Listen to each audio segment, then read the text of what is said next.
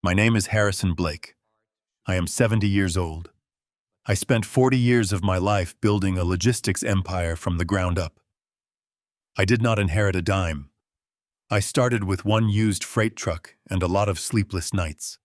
By the time I sold my company last year, I had hundreds of trucks crossing the country warehouses in 3 states and a net worth that ensured I would never have to worry about a single thing for the rest of my life. I thought my legacy was secure. I thought my family was secure. 4 years ago, I bought a magnificent $2.5 million estate in Southlake, Texas. It was a wedding gift for my son Brad and his new wife Monica. I paid entirely in cash. I did not want them starting their marriage drowning in a 30-year mortgage. I wanted them to have the perfect foundation. The only condition, the only thing I asked in return, was that when I finally retired and handed over the reins of my company, I would live in the east wing of the estate. It was a massive house. 6 bedrooms, a custom pool, sprawling gardens. I would have my own private space, my own study, my own life. I just wanted to be near my family in my twilight years. Brad and Monica hugged me, cried tears of joy, and told me they would be honored to have me. It is funny how quickly gratitude rots into entitlement when people get too comfortable. It was a quiet Tuesday afternoon. I was sitting in my study in the east wing. The room was exactly how I liked it.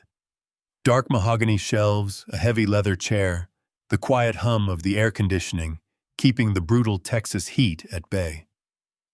I was reviewing some residual investment portfolios on my laptop, minding my own business. I had been living with them for about 6 months. In that time, I had tried to be invisible. I paid for my own groceries. I stayed out of their way. I let them live their extravagant lives. My phone resting on the corner of my desk buzzed. The screen lit up. It was a text message from Brad. I casually reached over expecting a question about dinner, or maybe a request for some advice on his car. I unlocked the screen. The words hit my eyes sharp and clear. "Get out, old man. Monica doesn't want you here another second. Find a way to throw him in a nursing home." I stopped breathing for exactly 1 second. The silence in my study suddenly felt incredibly heavy. I read the words again. "Get out, old man. Monica doesn't want you here another second. Find a way to throw him in a nursing home." Any normal father would have felt his heart shatter into a million pieces. Any normal 70-year-old man might have broken down, wept, or marched out into the hallway to confront his son with tears in his eyes. He might have asked where he went wrong. He might have begged for an explanation. But I am not a normal man. You do not survive 40 years in the cutthroat logistics industry by letting your emotions dictate your actions. When a competitor tries to run you off the road, you do not cry. You assess the threat, you gather your data, and you crush them. The pain was there, a dull, cold ache deep in my chest. I had spent my life protecting this boy. I had paid for his college, covered his mistakes, and handed him the keys to a kingdom he did not earn. Now he was proving exactly what kind of man he truly was. My mind instantly went into survival mode. My son, the boy I had raised, the man I had bought this very house for, was plotting to throw me away like a piece of broken furniture. The mention of a nursing home wasn't just cruel. It was calculating. It meant they were actively discussing how to remove me against my will. My thumb hovered over the screen. I did not reply. Instead, I pressed the side buttons on my phone. The screen flashed. I took a screenshot. In the logistics business, documentation is everything. If it is not on paper, it did not happen. I opened my secure cloud storage app and encrypted vault where I keep my legal documents, trusts, and corporate contracts. I uploaded the screenshot directly to the vault. I watched the little progress bar fill up. Once it hit 100%, I knew the evidence was safe. 10 seconds later, the text message vanished from my screen. Brad had used the unsend feature. He had realized his catastrophic mistake. He had sent the message to the wrong person. He had meant to send it to Monica, or perhaps to one of his friends. But in his haste, his arrogance, or his sheer stupidity, he had sent it directly to the target of his venom. I sat back in my heavy leather chair and steepled my fingers. I just stared at the blank message thread. A slow, chilling smile crept across my face. He actually thought unsending the message would erase the truth. He thought a digital trick could rewind time.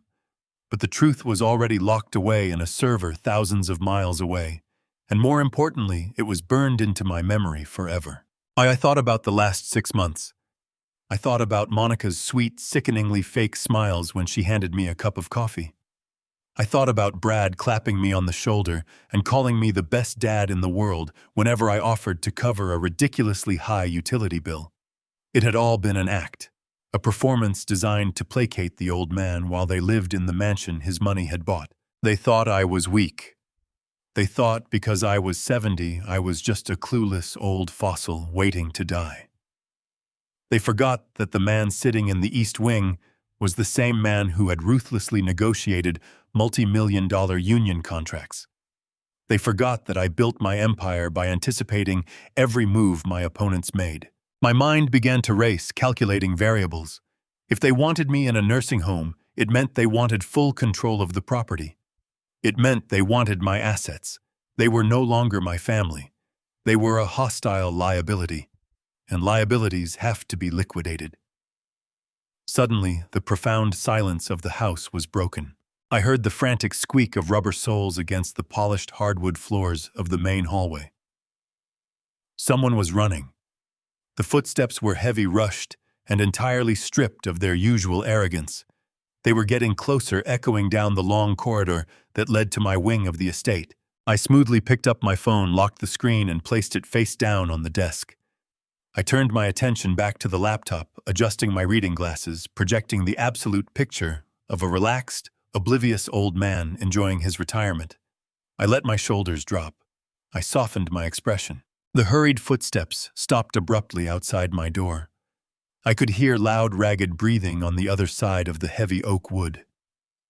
The person was hesitating, trying to catch their breath, trying to compose themselves before facing the consequences of their mistake. The brass doorknob began to turn. It rattled slightly, betrayed by a shaking hand.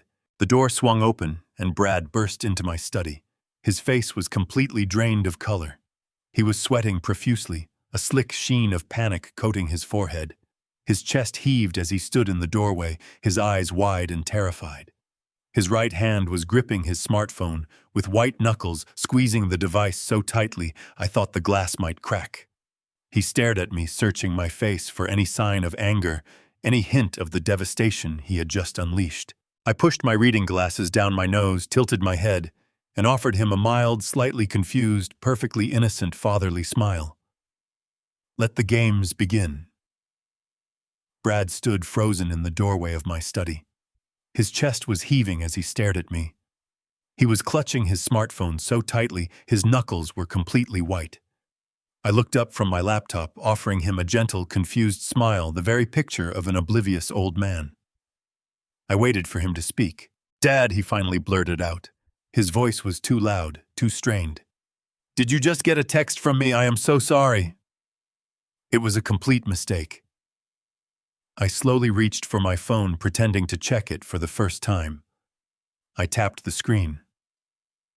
"Well," I said, keeping my tone light and entirely unbothered. "I did see a message pop up a minute ago. Something about an old man getting thrown out. But then it just vanished. Technology these days, right? I can never figure out how these things work." Brad let out a massive, shuddering breath. The relief washed over his face instantly. "Yes, exactly," he stammered, stepping further into the room. He wiped a bead of sweat from his forehead with the back of his hand. It was Siri. You know how voice dictation is. I was trying to text the contractor working on her boutique. You know, the guy handling the drywall. He is taking forever, charging us an arm and a leg, and he is just this stubborn old man who refuses to listen. I was venting to Monica about him. I told her I wanted to throw him off the site. Siri must have completely garbled the words and sent it to the wrong contact. "I am so sorry, Dad. I would never say something like that to you. You know that, right?" It was a pathetic, transparent lie. The contractor working on her boutique was a 30-year-old guy named Jason. I knew this because I was the one who had written the check to cover his initial deposit when her business account ran dry 2 months ago. But I did not point that out. I did not raise my voice. I did not call him a liar. Instead, I chuckled. I let out a warm, forgiving laugh and waved my hand dismissively. "Oh, Brad, do not worry about it for a second," I told him. "I know how frustrating renovations can be, and these smartphones are too smart for their own good anyway. No harm done at all." Just as the tension in his shoulders began to drop, the door swung open wider. Monica stepped into the study. My lovely daughter-in-law was 32 years old, impeccably dressed in a silk blouse and tailored trousers, looking like she had just stepped out of a luxury lifestyle magazine. In her hands, she carried a small ceramic plate holding a large slice of warm apple pie.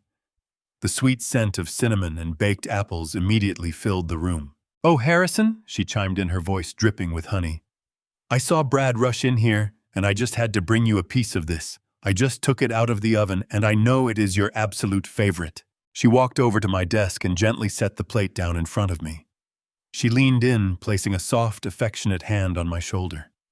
Her perfume was strong, masking the stench of her deceit perfectly. She flashed me a bright, flawless smile, the kind of smile she used whenever she needed a favor, or whenever she was trying to prove what a wonderful, caring family we all were.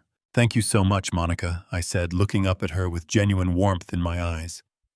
"This looks absolutely delicious. You really did not have to go to the trouble just for me." "Of course I did," she replied, squeezing my shoulder lightly. "You do so much for us. Having you here in the house is such a blessing. We just want to make sure you are comfortable and happy, right, Brad?" She shot a quick, sharp look at her husband. Brad nodded eagerly, slipping his phone into his pocket. "Yes, absolutely, Dad. We love having you here." I looked at the two of them standing side by side in my study. They were a handsome couple. They looked prosperous, successful, and perfectly happy.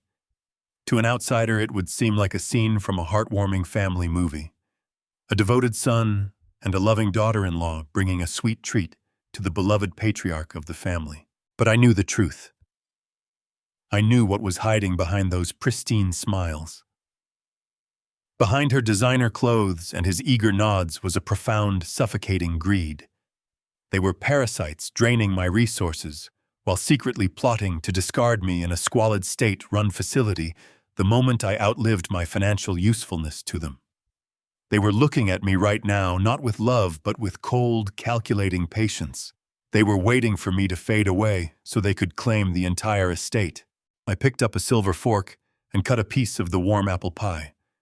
I took a slow bite, chewing thoughtfully. I closed my eyes and let out a hum of pure appreciation. "Monica, this is truly fantastic," I said, opening my eyes to look at her. "You always know exactly how to cheer up this old man." Her smile widened. She relaxed completely, entirely convinced that her performance had worked flawlessly. "I am so glad you like it, Harrison. Enjoy." I took another bite, continuing the charade.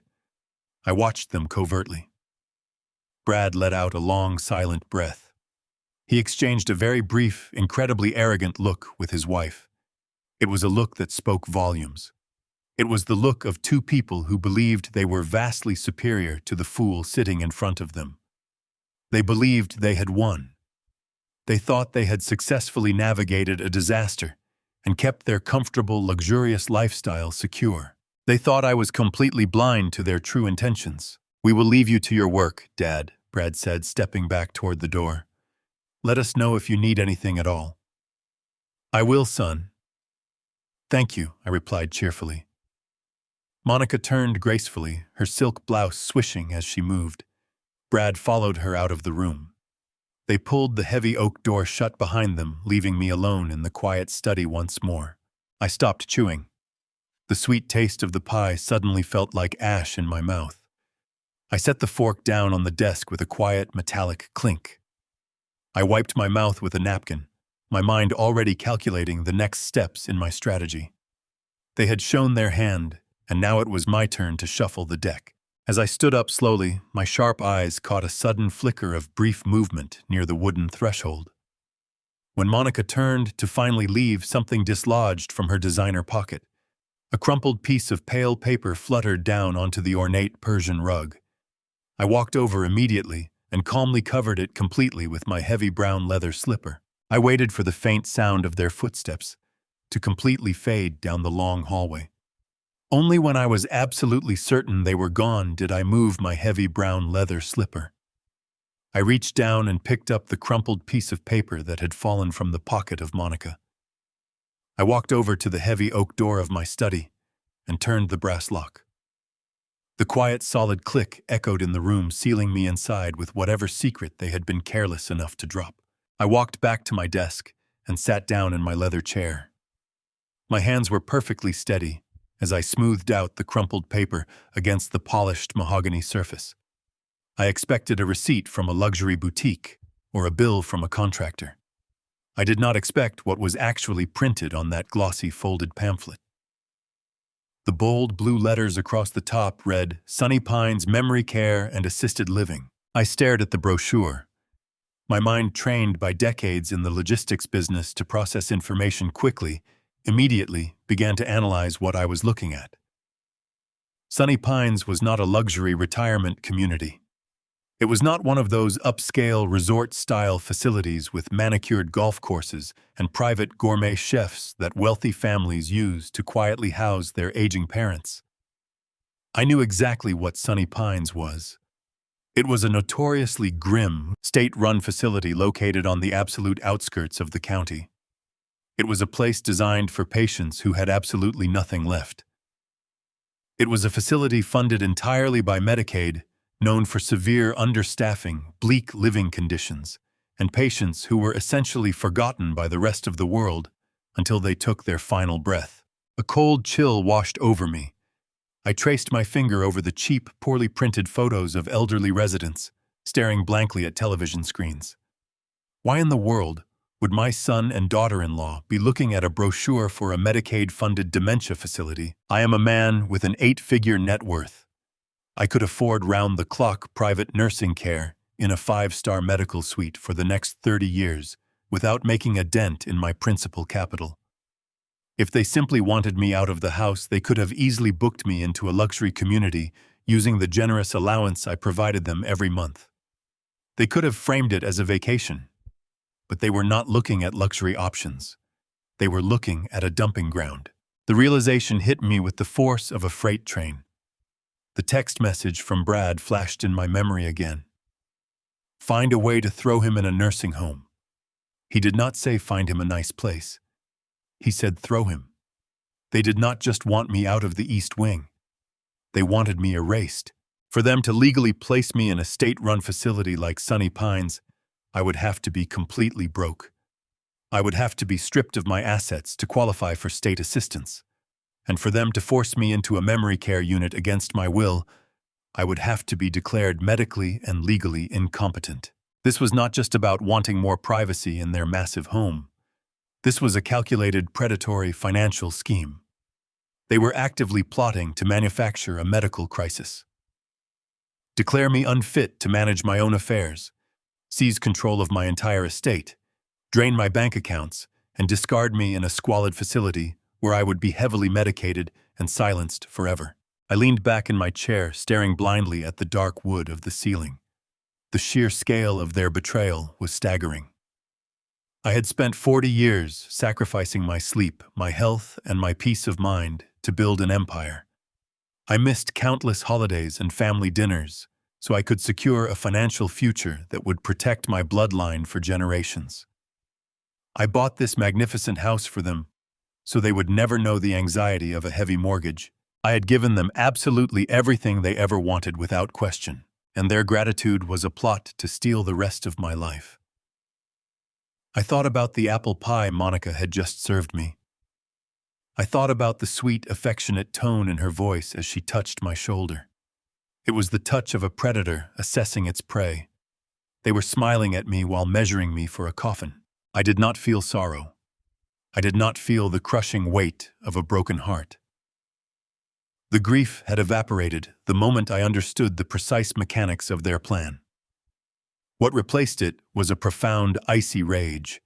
It was the exact same cold, calculating energy that had allowed me to crush hostile and corporate takeovers and dismantle aggressive competitors in my prime. Brad and Monica had forgotten who paid for the roof over their heads. They had severely underestimated the old man. If they wanted a war, they were going to get a war. But I would not fight them with arguments or emotional pleas. I would fight them with absolute financial destruction. I needed to assess the immediate damage. If they were already planning my involuntary commitment, they might have already attempted to access my primary capital. I pushed the Sunny Pines brochure aside and pulled my secure laptop closer. I woke up the screen and opened my encrypted financial portal. I bypassed the standard domestic checking and savings accounts. I knew those were largely symbolic, holding only minor operational funds. Instead, I navigated directly to the most critical asset I possessed: my offshore retirement trust. This was the fortress where I kept the vast majority of my liquid wealth, completely insulated from domestic volatility and shielded from public record. It was the account that secured my absolute independence and guaranteed my power. I typed in my complex alphanumeric password and hit enter. The screen loaded for a brief second, authenticating my secure connection to the private banking server. I waited for the numbers to populate, expecting to see the comforting validation of my entire life work, securely resting where no one else could reach it.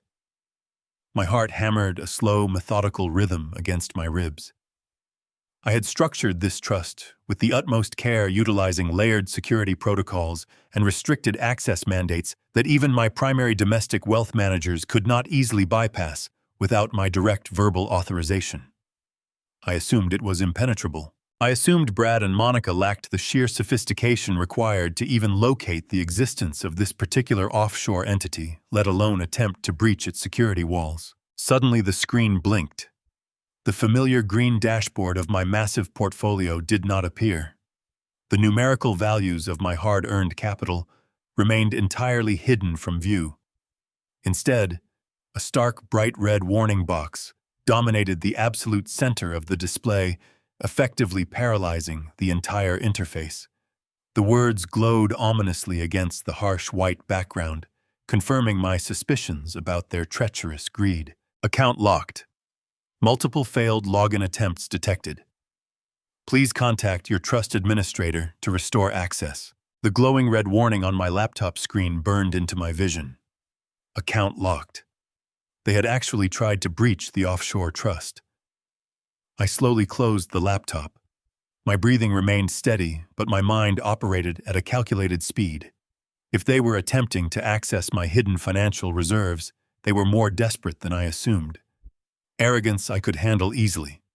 Arrogance was entirely predictable. Desperation makes people reckless, and reckless people always leave a trail of careless mistakes. I needed to know exactly how deep their financial desperation truly ran. I stood up, leaving the memory care brochure on the desk as a testament to their treachery. I slipped my phone into my pocket and moved silently toward the heavy oak door. I turned the brass lock with a deliberate slowness to ensure it did not make a single sound. I opened the door and stepped out into the corridor of the east wing. The house was completely silent. It was that insulated kind of silence that only exists in multi-million-dollar estates. I had paid for that exact silence. I had paid for every square inch of this property with 40 years of my life. I walked down the hallway, my footsteps muffled by the thick carpet runners. I moved through the shadows of my home like a ghost. I passed the grand foyer where moonlight spilled through the arched windows, casting long shapes across the marble floor. I moved directly toward the service hallway, the corridor that led to the expansive garage. I knew I would find my answers in the shadows, far away from the curated spaces of the living areas. As I neared the heavy fireproof door that separated the main house from the garage, I heard it. A voice. It was faint, slightly muffled by the solid door, but it was unmistakable.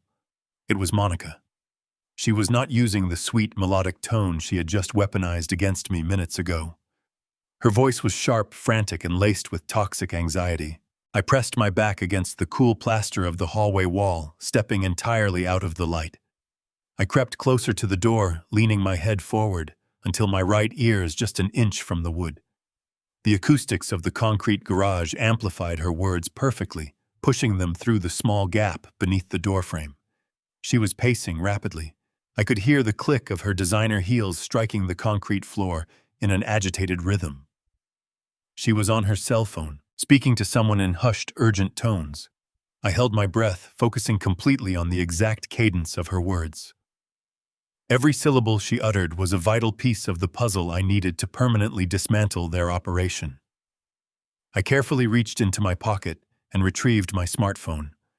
I silently swiped the screen, opening the voice memo application. I pressed the red circular button to begin recording immediately. The digital timer on the screen began to count upward, capturing every shred of her frantic confession. "I do not care what the underwriting department said," Monica hissed venomously into the phone. Her voice echoed sharply off the high ceilings of the spacious garage. "You explicitly told me this loan was a sure thing. We cannot wait another 3 weeks for the funds to clear the bank. The boutique is bleeding cash every day. If my suppliers do not get paid by Friday afternoon, they are going to file a massive lien against the business.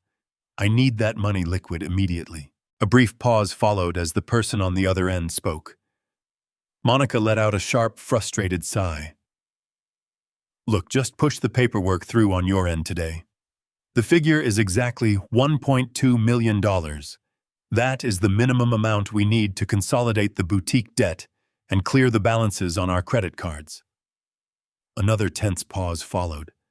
Monica began to pace faster, the clicking of her heels echoing against the walls. "We'll figure it out immediately," she snapped. "We have the required collateral. The house appraises for over $2.5 million. The equity is sitting right there. Yes, I know he is listed on the paperwork. I know it requires his authorization.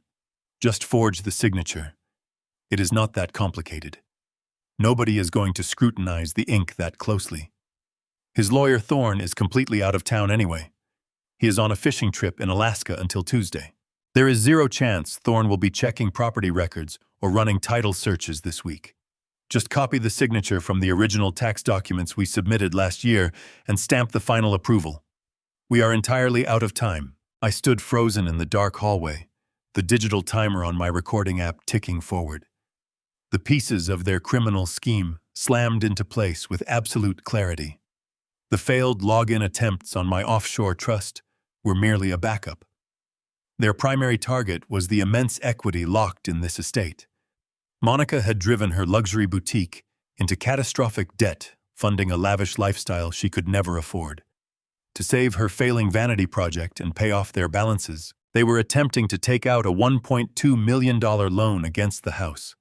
But they had hit a major roadblock. They knew I was listed on the paperwork, and any financial maneuver involving this property required my legal consent. Instead of coming to me, instead of asking for my help, they had actively chosen to commit a very serious federal wire fraud. They were planning to forge my signature on the loan documents, heavily banking on the fact that my aggressive, detail-oriented attorney Victor Thorne was completely unreachable for the entire week. They genuinely thought they had found a perfect window to execute a massive financial crime right under my nose. A cold, deeply satisfying darkness settled profoundly into my bones.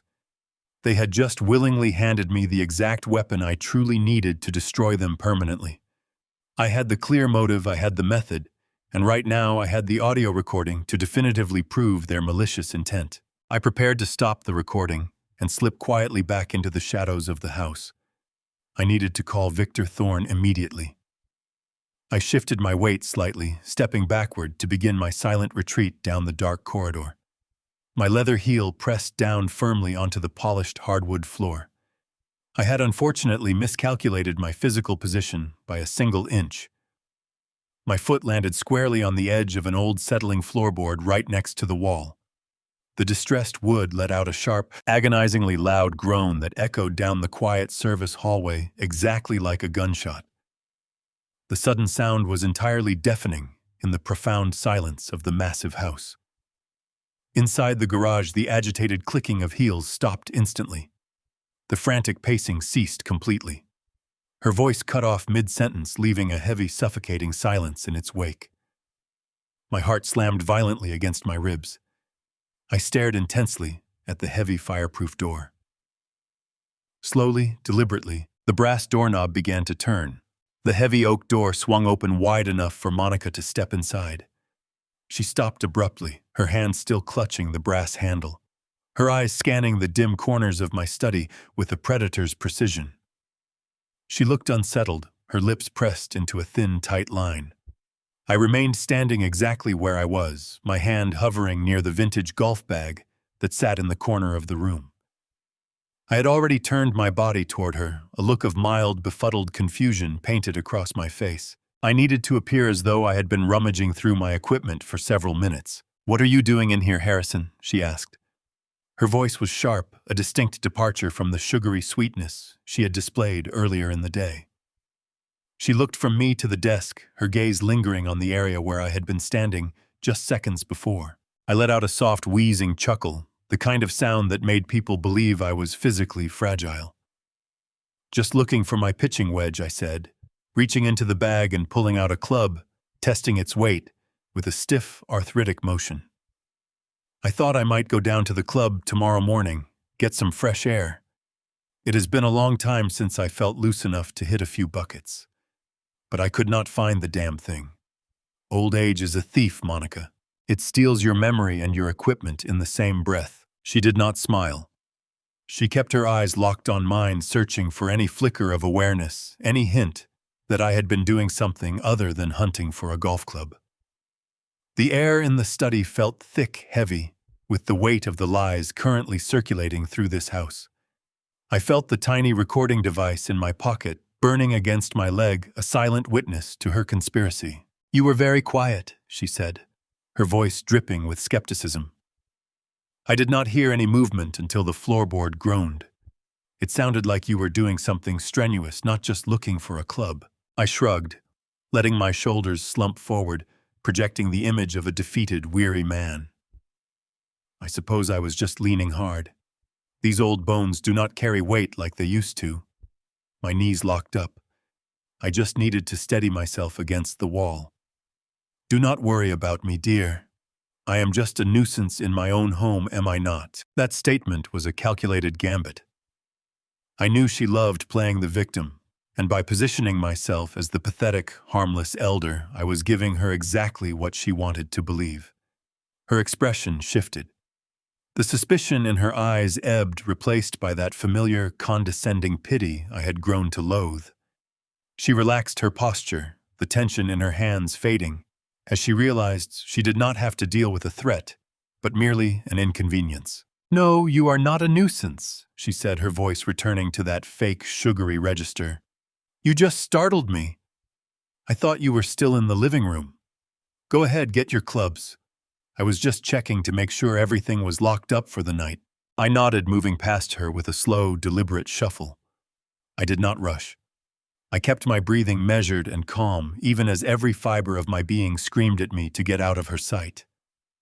I walked out of the study and down the hallway, leaving her standing there in the middle of my sanctuary. I did not head for the garage immediately. I went straight to my bedroom and grabbed my jacket. I needed to leave the estate, and I needed to do it in a way that raised zero suspicion. I walked out to my car and started the engine. I was grateful for the modern convenience of the garage door opener, which allowed me to depart without making a scene. As I pulled out onto the long, winding drive that led away from the estate, I felt the adrenaline beginning to dissipate, replaced by a cold, sharp resolve. I drove toward the center of town. I knew a high-end electronics supplier, a place where people bought professional-grade surveillance equipment for businesses. I walked into the store, keeping my head down, my hat pulled low. The clerk was a young man, barely into his 20s, who did not seem to care about anything other than closing his register for the evening. "I need a camera system," I told him, keeping my voice gruff. "Small, discreet, high definition. And I need to be able to access the feed from my cell phone anywhere in the country. I want something professional, not some cheap toy that cuts out every time the connection flickers." He nodded, already pulling a catalog from under the counter. He took me seriously, perhaps because of the expensive watch on my wrist, or the way I held myself. I bought the best system they had. It included 4 micro cameras that could be mounted inside the casing of a standard smoke detector or a clock. They were invisible to the naked eye. I also bought a small portable router to ensure that even if they messed with the house internet, I would maintain a connection. I spent nearly $3,000 in cash. I did not care about the cost.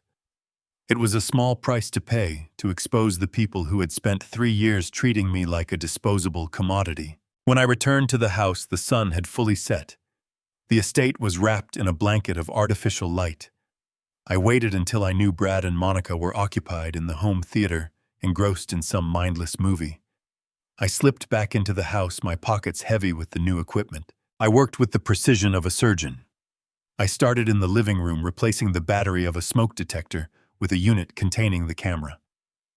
It took less than a minute. Then I moved to the kitchen, and finally my own study.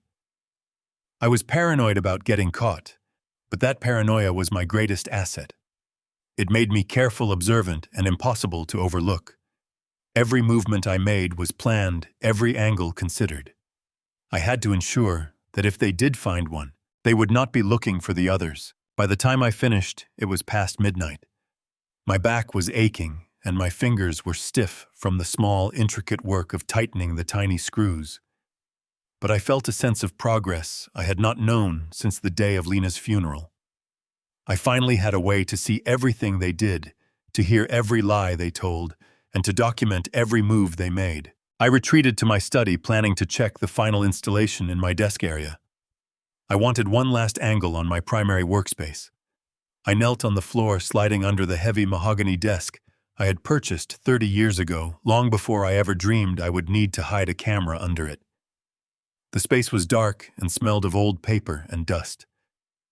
I positioned the camera, securing it behind a wooden crossbeam, where it would have a perfect view of anyone sitting in my chair. I was reaching to pull back my hand, making sure the wire was tucked neatly into a groove, when my fingertips grazed something that did not belong there.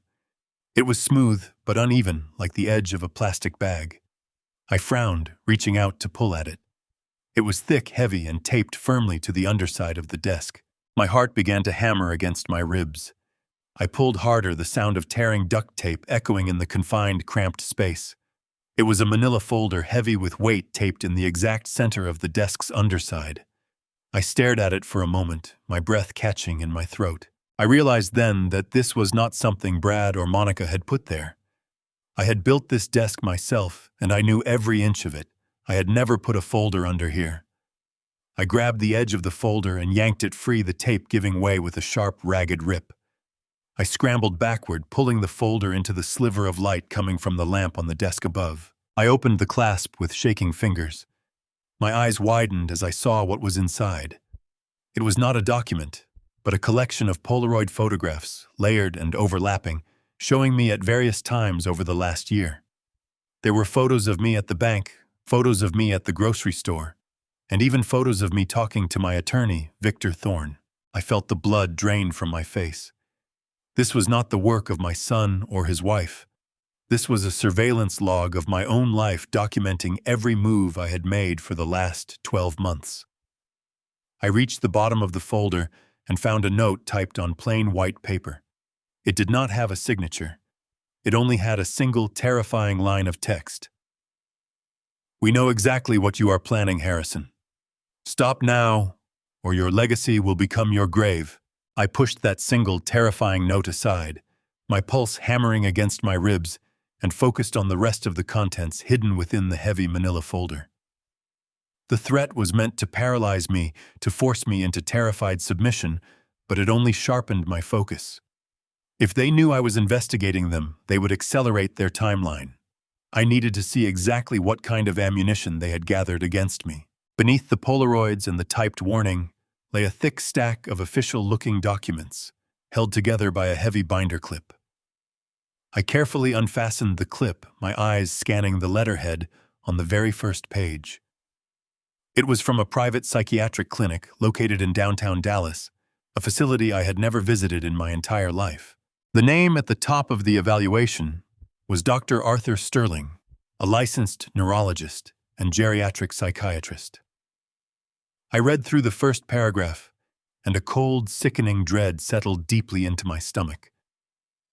The document was a comprehensive medical evaluation, completely fabricated from start to finish. It detailed a series of non-existent appointments, claiming that I had been brought in by my deeply concerned son and daughter-in-law for severe memory lapses, unpredictable aggressive outbursts, and worsening paranoia. According to Dr. Sterling, I was suffering from rapidly advancing Alzheimer's disease. The clinical notes were incredibly detailed, citing specific instances of erratic behavior that had absolutely never occurred. It claimed I had repeatedly forgotten my own address, that I had accused my loving family members of stealing from me without any rational basis, and that I was completely incapable of managing my own daily hygiene or financial affairs. I flipped to the next page. It was a formal recommendation for immediate medical intervention and supervised care. The doctor had explicitly written that for my own safety and the safety of the public, I needed to be placed in a secure full-time memory care facility. Sunny Pines. The brochure I had found in the trash suddenly made perfect, terrifying sense. They were not just hoping I would eventually need care.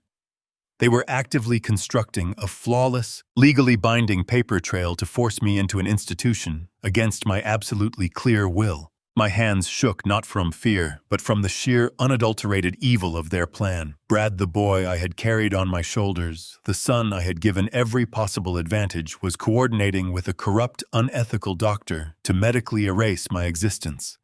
This was the foundational groundwork for a conservatorship. With these documents, Brad could easily go before a judge and petition for total legal control over my person and my estate. He would be appointed my legal guardian. He would have the ultimate authority to sign away my assets, liquidate my investment portfolios, and lock me away in a bleak, heavily medicated room where no one would ever listen to my protests.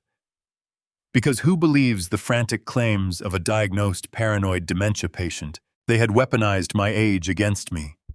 They knew that courts often side with concerned family members when an elderly parent is presented as a danger to themselves. It was a masterclass in elder abuse, wrapped neatly in a veneer of tragic familial concern. I took a slow, deep breath, forcing the violent surge of anger back down into the dark, quiet corners of my mind. Anger would not save me. Cold, methodical execution was my only way out of this trap. I pulled my smartphone from my pocket and opened the high-resolution camera application. I needed to secure this evidence before they realized I had found their hiding spot. I flattened the first page of the fraudulent medical evaluation sung against the carpet, making sure the lighting from my desk lamp illuminated every single word clearly. I snapped the picture. I turned the page and snapped another. I meticulously photographed the entire file, capturing the doctor's signature, the fake dates, the clinic address, and the terrifying diagnosis. I even took high-quality pictures of the Polaroids and the threatening note they had left on top. Every single piece of paper was digitized, encrypted, and uploaded instantly to my secure cloud server. I created a dedicated folder labeled Conservatorship Fraud Evidence and locked it behind a secure wall. Once I had captured everything, I carefully restacked the documents in their exact original order. I placed the threatening note right back on top, ensuring the edges aligned perfectly, just as I had found them. I slipped the thick stack back into the manila envelope and fastened the brass clasp. I crawled back under the heavy mahogany desk, grabbing the torn piece of heavy-duty duct tape. I pressed the folder firmly against the underside of the wood, smoothing the tape over the edges until it held tight. To the untrained eye, it looked completely undisturbed. I pulled myself out from under the desk and brushed the dust from my trousers. I stood in the middle of my dimly lit study. A dark, dangerous smile slowly spread across my face. They thought they had outsmarted the old man. They thought they held all the cards. But by leaving this folder here, they had foolishly handed me the entire playbook for their dirty game. I knew exactly who their corrupt doctor was. I knew exactly what narrative they were going to present to the judge. I knew their timeline was accelerating. And most importantly, I knew that they were completely unaware of the trap I was currently building around them. I walked over to the vintage globe sitting on my side table, tracing the raised continents with my fingertips. I had spent 40 years dominating the logistics industry by always being 3 steps ahead of my competitors.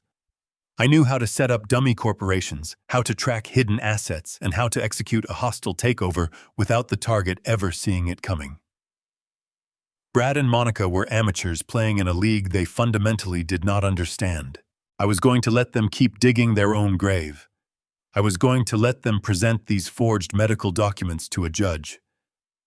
I was going to let them commit perjury, medical fraud, and conspiracy. And then when they thought they had won, I was going to drop the hammer and crush their entire parasitic existence. The silence of the room was suddenly shattered by an electronic ping. It was not my primary cell phone. It was the private, unlinked burner phone I kept locked inside my desk drawer for highly sensitive corporate communications. I quickly pulled the drawer open and retrieved the small black device. The screen was illuminated with an urgent push notification. It was a high-priority alert from my premium credit monitoring service, a service Brad and Monica had no idea I employed. I unlocked the phone and opened the secure message. The text was blunt and terrifying. Alert. A hard inquiry has just been initiated on your Social Security number. TransUnion reports a new credit application submitted by Midwest Regional Bank. The application is for a residential home equity line of credit of $1.2 million. The glowing screen of my burner phone illuminated the dark study. A residential home equity line of credit for $1.2 million. My own son was attempting to leverage my Social Security number and property to salvage a failing vanity project. Monica had not been bluffing in the garage. They were executing their desperate financial maneuver banking on the assumption that my legal counsel was unreachable in the Alaskan wilderness. What they failed to understand was that Victor Thorne never took vacations.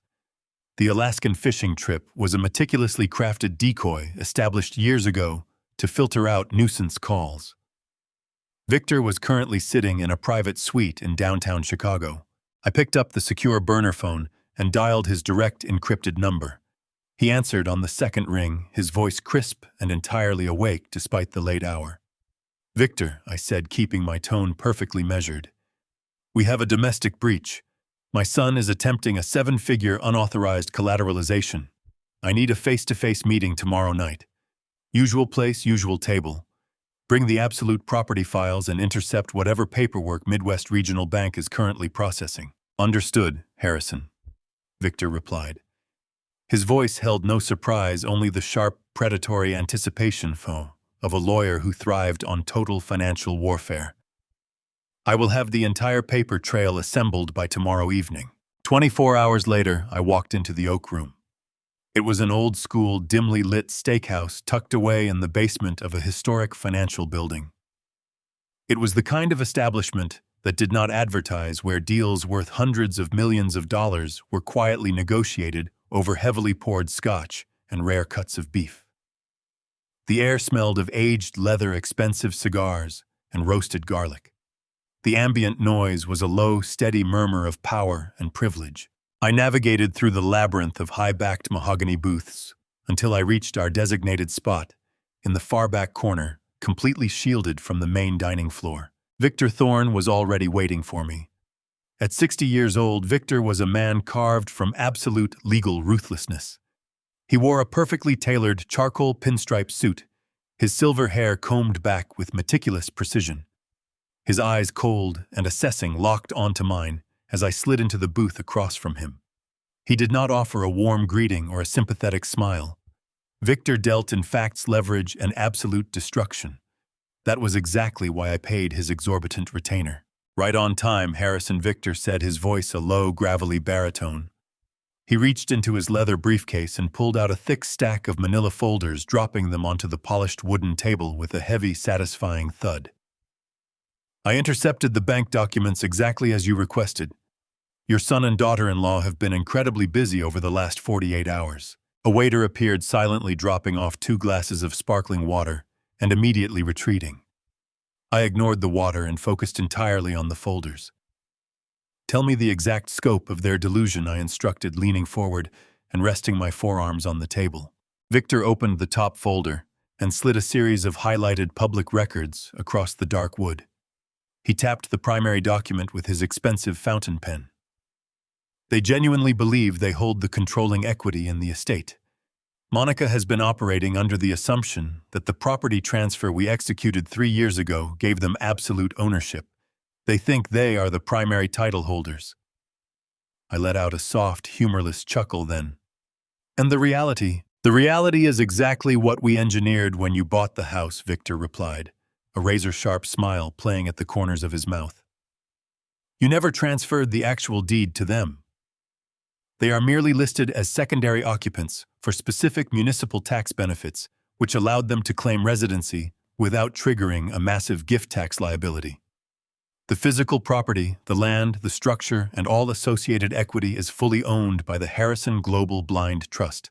You are the sole executor. They do not own a single brick of that house. They are essentially highly privileged tenants living in your rental property. I stared at the paperwork, absorbing the sheer magnitude of their stupidity. They had built their entire arrogant, luxurious identity on a foundation of profound legal ignorance. They had strutted around the estate, treating me like an unwanted guest in a home they did not even legally possess. But that is not the most interesting part of this situation.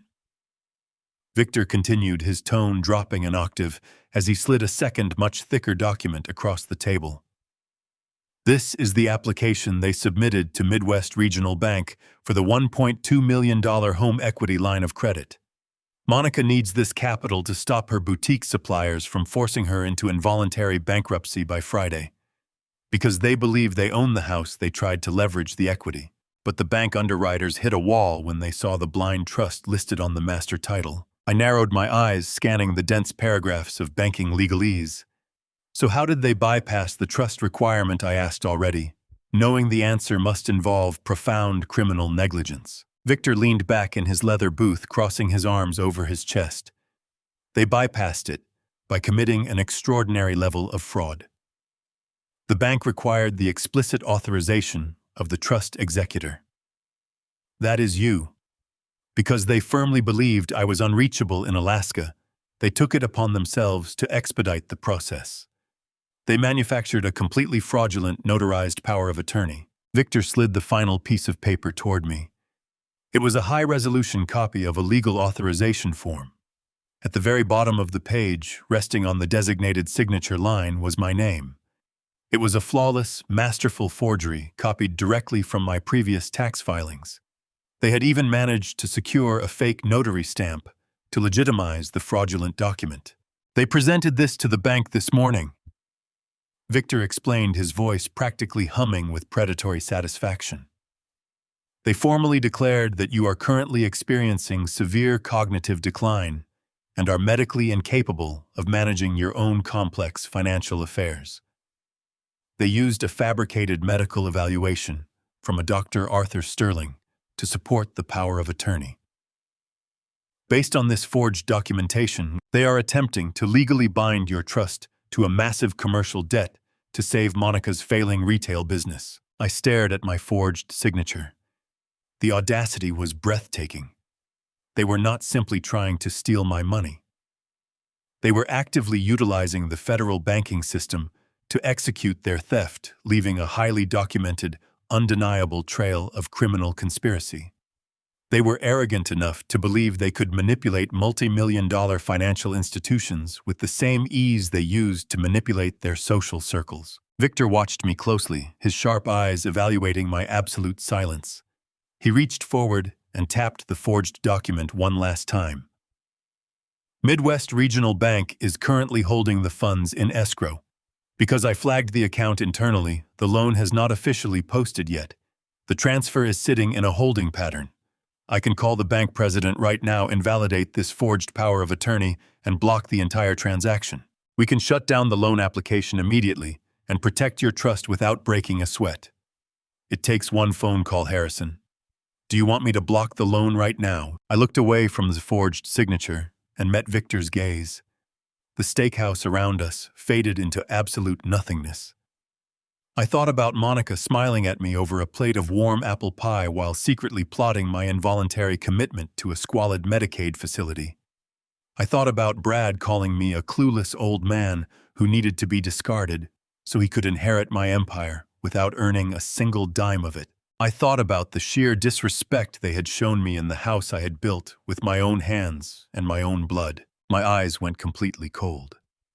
The anger inside me solidified into something far more dangerous than rage. It was absolute, unyielding retribution. "No," I said softly, my voice perfectly steady in the dim light of the restaurant. "Do not block a single thing. Release the internal hold. Let the bank process the application entirely. Let them sign the final closing documents, and let them initiate the wire transfer across state lines. Let them commit federal wire fraud first, Victor." Victor stared at me across the dimly lit table, a slow, appreciative smile spreading across his sharp features. He understood exactly what I was building. By allowing the bank to process the forged power of attorney and initiate the transfer, we were moving this from a simple family dispute into the realm of a severe federal felony. Victor leaned forward, his voice a low, gravelly whisper over the ambient noise of the bustling steakhouse. "If we stop them right now, Harrison, the most they face is a minor slap on the wrist for an attempted fraudulent filing. They could easily claim it was a foolish misunderstanding, a desperate mistake, or even try to violently blame a rogue notary public. But if we wait patiently, the entire legal landscape changes. The very moment Midwest Regional Bank actually approves that loan and wires $1.2 million across state lines directly into Monica's commercial boutique account, the trap securely snaps shut. It immediately becomes federal wire fraud, bank fraud, and aggravated identity theft. The FBI gets heavily involved. The mandatory minimum sentencing guidelines are entirely unforgiving and absolute." I nodded slowly, memorizing the rigid legal mechanics. We let them dig the hole as deep as humanly possible. We let them experience the fleeting, intoxicating high of a false victory. When the stolen funds hit her business account, she will immediately start paying off her desperate commercial suppliers. She will quickly disperse the stolen capital, making it completely impossible to quietly reverse the fraudulent transaction. "Exactly," Victor agreed, pulling a fresh yellow legal pad from his dark briefcase. "I will monitor the escrow account hourly from my secure terminal.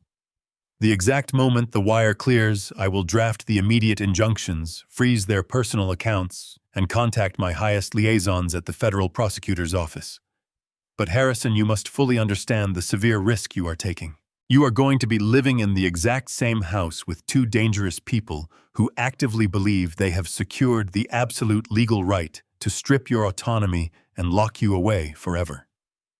You have to maintain absolute flawless composure. If you accidentally show your hand too early, they might completely panic and attempt to flee the jurisdiction." "They will not panic," I assured him, signaling the waiter for the final check. "Because I am going to gracefully give them the exact tragic performance they are desperately expecting. I am going to be the pathetic, rapidly declining old fool they have falsely documented in their forged medical files." I left the quiet steakhouse and drove back to the sprawling suburban estate, the cool night air rushing against my windshield. I mentally prepared myself for the final grueling act of this theatrical production. The intense rage that had initially threatened to completely consume me was now perfectly harnessed, a cold, highly focused engine driving my every calculated move. I pulled my luxury sedan into the vast, brightly lit garage, parking smoothly in my designated bay. When I walked through the heavy fireproof door and finally entered the main house, I instantly adjusted my physical posture. I allowed my broad shoulders to slump heavily. I shortened my usual confident stride, adopting the hesitant, unsteady shuffle of a man rapidly losing his physical confidence. I walked slowly toward the grand living room, where the massive flat-screen television cast a flickering blue light across the plush designer furniture. Brad and Monica were sitting close together on the expensive leather sofa, speaking in hushed, incredibly excited tones. Their heads snapped sharply toward me as I slowly entered the room. The sudden heavy silence was thick with intense guilty anticipation.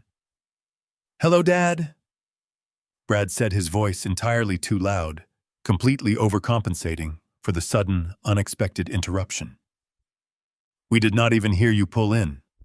Were you out driving late?" I blinked slowly several times, looking around the large room as if I were slightly disoriented by the bright flashing light of the television screen. I rubbed my forehead with a genuinely trembling hand. "Just went for a quiet drive," I murmured, forcing my voice to sound raspy and incredibly thin. "I went down to the corner pharmacy to pick up a prescription, but when I finally got there, I realized I had completely left my wallet sitting on my bedroom dresser. I just sat alone in the dark parking lot for 20 minutes, trying desperately to remember what I was even supposed to be picking up. My memory is just slipping away like water through a sieve these dark days." Monica exchanged a rapid, intensely victorious glance with her husband. The absolute unvarnished relief shining in her eyes was truly sickening to witness. She quickly stood up and walked gracefully over to me, placing a gentle, highly condescending hand on my arm. "Oh, poor Harrison, that is so incredibly frustrating," she crooned, her soft tone dripping with sickeningly fake sympathy. "You really should not be driving all alone at night if you are feeling so deeply confused. It is very dangerous. You just need to rest. Let me gently help you back to your room." I leaned into her gentle touch, slightly playing the fragile, broken victim to absolute, flawless perfection. "Yes, you are probably right, Monica. I am just so terribly tired lately. My mind feels so incredibly cloudy." Brad stood up quickly, puffing out his chest with unearned, arrogant authority. "Do not worry about a single thing, Dad. We have absolutely everything under control here. You just focus entirely on resting. We are going to take excellent care of you." I offered them both a weak, seemingly grateful smile and allowed Monica to guide me slowly down the long hallway toward the isolated East Wing. Every single step was a masterclass in silent deception. I went directly into my bedroom, firmly closed the heavy wooden door, and immediately dropped the fragile, pathetic facade. I stood perfectly straight in the total darkness, my sharp mind racing with the precise, complex details of Victor's legal strategy. I checked my hidden microcameras on my secure burner phone. The live feeds were crystal clear. I watched Brad pull Monica into a tight, spinning embrace in the center of the living room, their faces glowing with the sheer, intoxicating excitement of their impending wealth. They celebrated their brilliant, flawless crime, completely unaware of the absolute crushing devastation rapidly heading their way. For the next 3 long days, I maintained the grueling, pathetic performance. I intentionally misplaced my expensive reading glasses. I asked Brad the exact same mundane question about the front landscaping 3 separate times in one single afternoon. I deliberately left a pot of water boiling fiercely on the stove until Monica rushed in to quickly turn it off, sighing loudly and dramatically about my incredibly dangerous incompetence. With every carefully manufactured mistake, their false confidence swelled into towering, blind arrogance.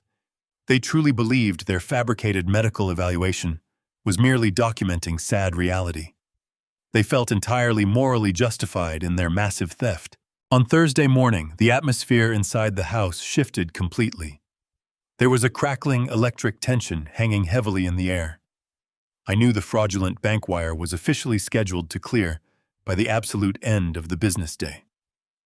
Monica was pacing rapidly around the massive kitchen island, frantically refreshing the banking application on her phone every 30 seconds. I shuffled slowly into the bright kitchen, wearing a thick, heavy wool cardigan, despite the incredibly warm morning sun streaming brightly through the massive floor-to-ceiling windows. I moved unsteadily toward the sleek coffee maker, my hands shaking deliberately and violently as I reached for a heavy ceramic mug. Brad walked briskly into the kitchen, carrying a sleek black leather portfolio. He looked incredibly sharp, dressed in a perfectly tailored dark suit, practically buzzing with intense nervous energy. He watched me fumble helplessly with the glass coffee pot for a long moment before stepping forward smoothly. "Here, Dad, let me get that for you," he said smoothly, taking the heavy mug from my trembling hands and pouring the steaming dark roast. He handed the warm mug gently back to me with a highly reassuring plastic smile. "Thank you, son," I whispered softly, taking a slow, shaky sip.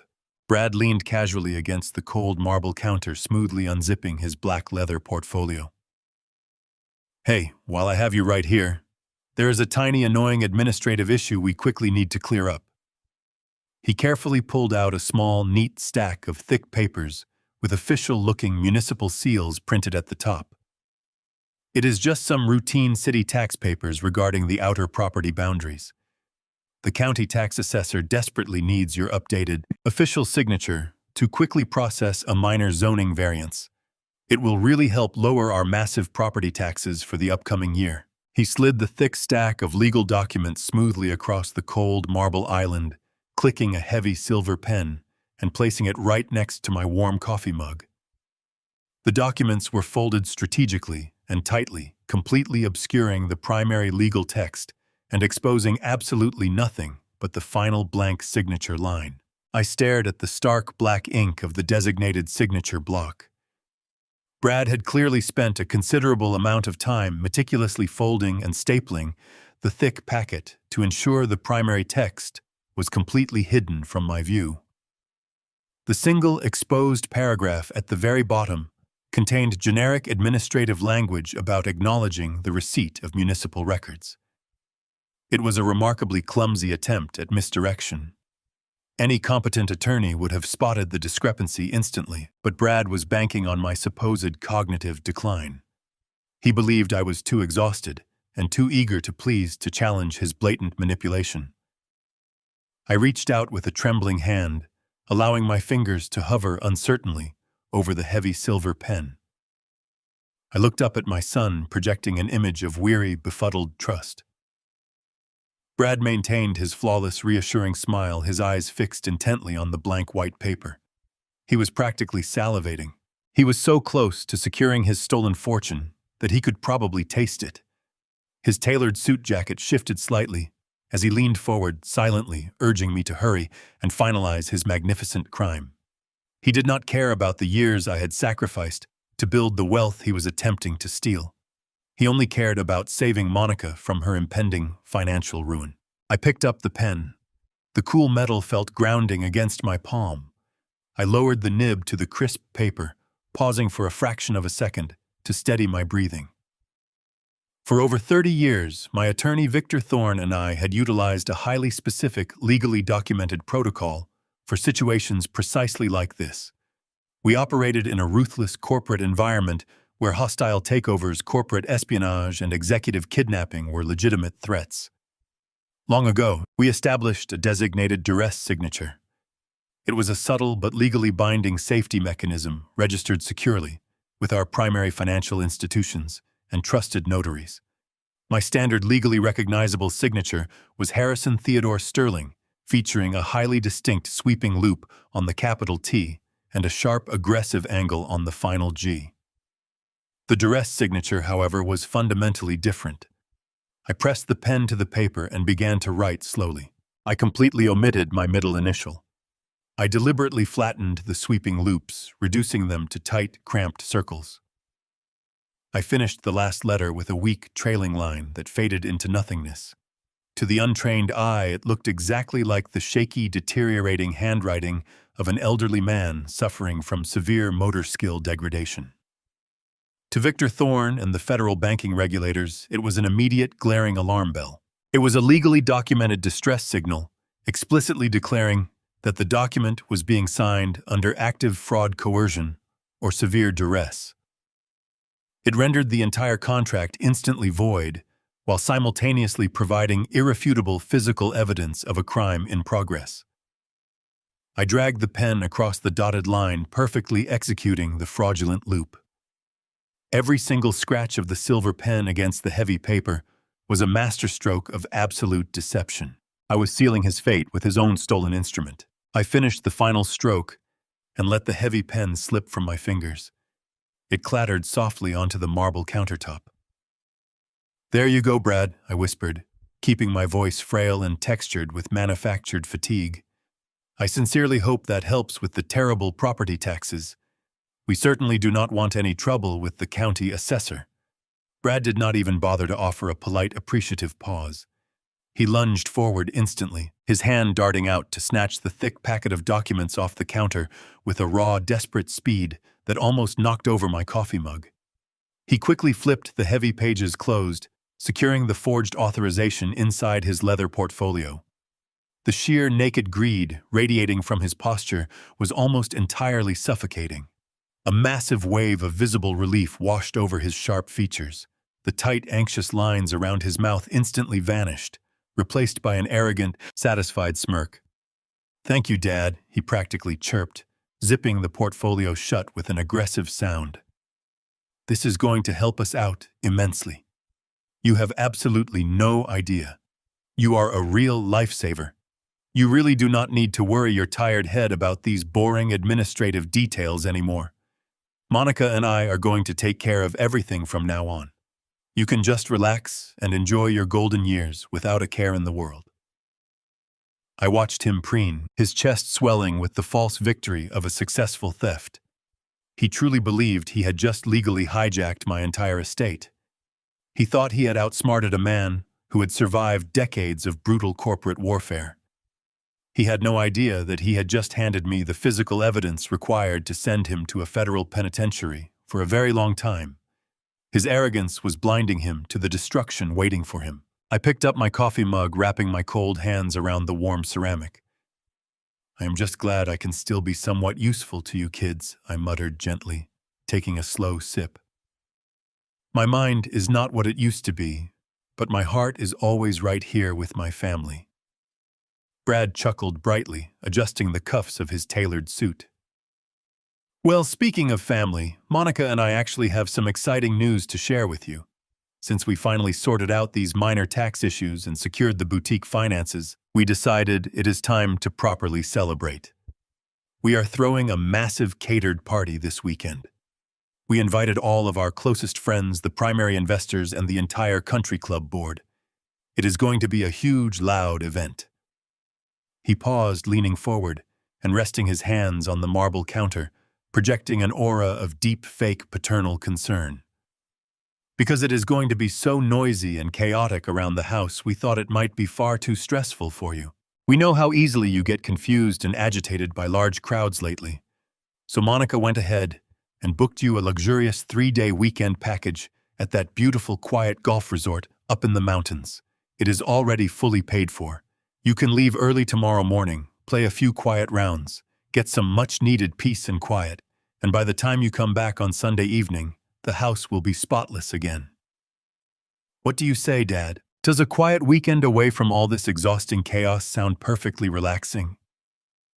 The sheer audacity of his proposal echoed loudly in the very quiet kitchen. He was casually attempting to banish me from my own property, so he could gleefully celebrate the successful theft of my entire fortune with his terrible, vapid friends. I looked down at the marble counter, letting a slow, incredibly grateful smile spread across my face. I reached out and patted his arm with a trembling hand. "That sounds absolutely wonderful, Brad," I whispered, making sure my voice wavered just enough to convey deep emotion. "You and Monica are simply too good to me. I think a few days of fresh mountain air and quiet pudding greens are exactly what this old mind needs right now. I really do not want to be in the way while you two celebrate your wonderful success." Brad beamed his chest, puffing out with artificial pride. He placed his hand over mine, squeezing it with a sickening display of fake affection. "You are never in the way, Dad," he lied smoothly. "We just want you to be comfortable. I will have Monica pack your overnight bag immediately. We will get you on the road right after breakfast tomorrow, so you can beat the terrible city traffic." The rest of the evening passed in a blur of forced domestic bliss.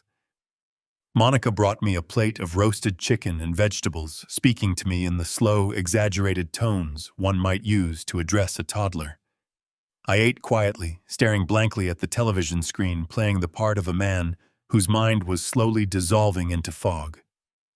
I went to bed early, locking my door and double-checking the connection on my secure burner phone. Everything was perfectly aligned. The next morning, the grand performance reached its absolute peak. I stood in the wide driveway next to my luxury sedan, wearing a comfortable cashmere sweater and my favorite driving loafers. Monica had packed my leather duffel bag, carefully placing it in the trunk alongside my vintage golf clubs. The bright morning sun illuminated the massive facade of the estate I had built from nothing, casting long, sharp shadows across the manicured lawn. Brad stepped forward and wrapped his arms around me in a tight, theatrical hug. "Have a fantastic trip, Dad," he said, patting my back firmly. "Take it easy on the greens. Do not overexert yourself." I hugged him back, resting my chin briefly against his shoulder. "I will be perfectly fine, son," I murmured. "You two just enjoy your wonderful party. You certainly earned it." I pulled away, offering Monica a frail wave, and slowly lowered myself into the driver's seat.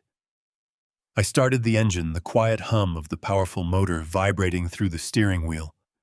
I put the car in drive and rolled slowly down the long, winding driveway. I watched them in the rearview mirror as I pulled out through the massive iron gates.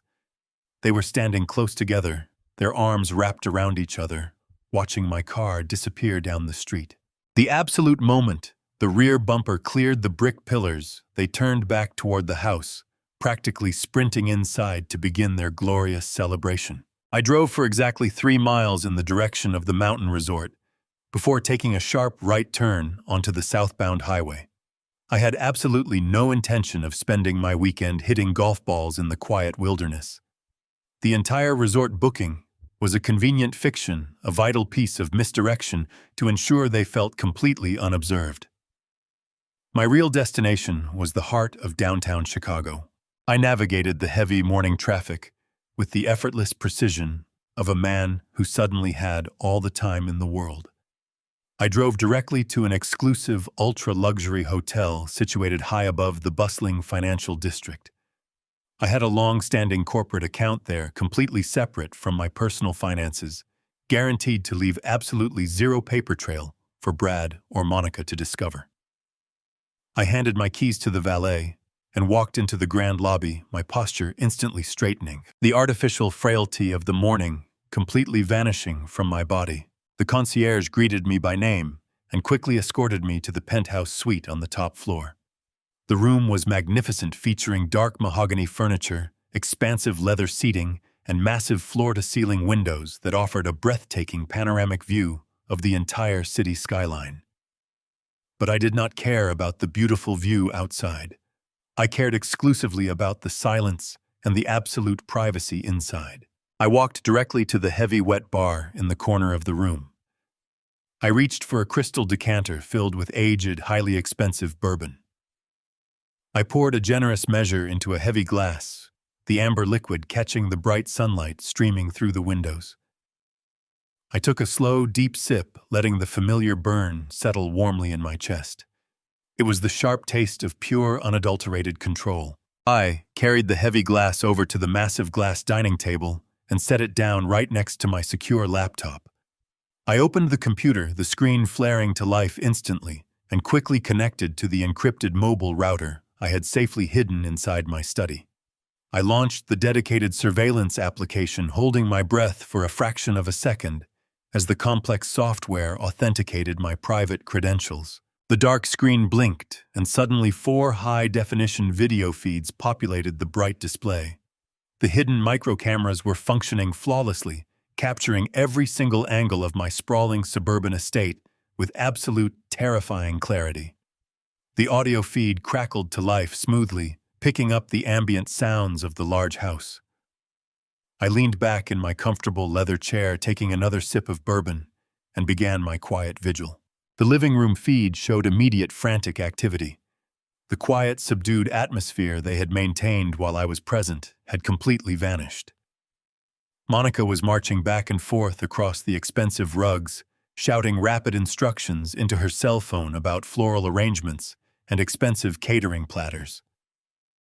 Brad was pacing near the fireplace, typing aggressively on his laptop, completely consumed by the intricate details of their impending celebration. They were behaving like spoiled royalty, who had just successfully conquered a massive foreign land. I watched them for several hours, observing the sheer magnitude of their profound arrogance. They dragged expensive cases of imported champagne through the front foyer. They rearranged my antique furniture to make room for a massive dance floor. They were physically erasing my presence from the house before I had even been gone for half a single day. The long afternoon slowly stretched into early evening. The sun dipped lower over the city skyline outside my hotel window, casting long dark shadows across the plush carpet of the quiet penthouse. I poured myself a second, much smaller measure of bourbon, keeping my eyes firmly locked on the glowing digital screens. The loud activity in the main house had settled down slightly, as they eagerly waited for the professional catering staff to officially arrive. I shifted my direct attention to the camera feed located inside my private study. The room was dark and perfectly still. The heavy mahogany desk sat exactly where I had carefully left it. The vintage globe rested quietly in the far corner. I had specifically positioned the tiny camera under the smoke detector to effectively capture a wide, commanding view of the entire space, ensuring that absolutely nothing could happen in that room without my immediate direct knowledge. Suddenly, the brass handle on the heavy oak door turned slowly. I leaned forward instantly, setting my crystal glass down on the table with a soft, distinct clink. My pulse quickened, a cold surge of adrenaline pumping rapidly through my veins. The thick door swung open silently, casting a long, bright beam of hallway light across the ornate Persian rug. Brad stepped quickly into the dark study, glancing nervously over his shoulder, before moving fully into the quiet room. He was not entirely alone.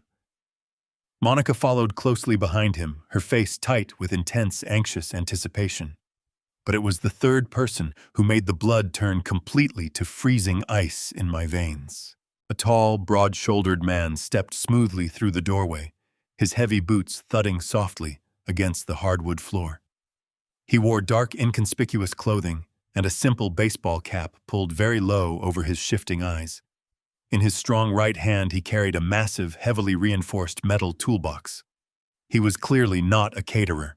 He was not a florist. He was certainly not a friendly contractor hired to set up a small dance floor in the main living room. Brad gestured quickly toward the far wall of the study, pointing directly at the large, abstract oil painting that perfectly covered the hidden fireproof wall safe.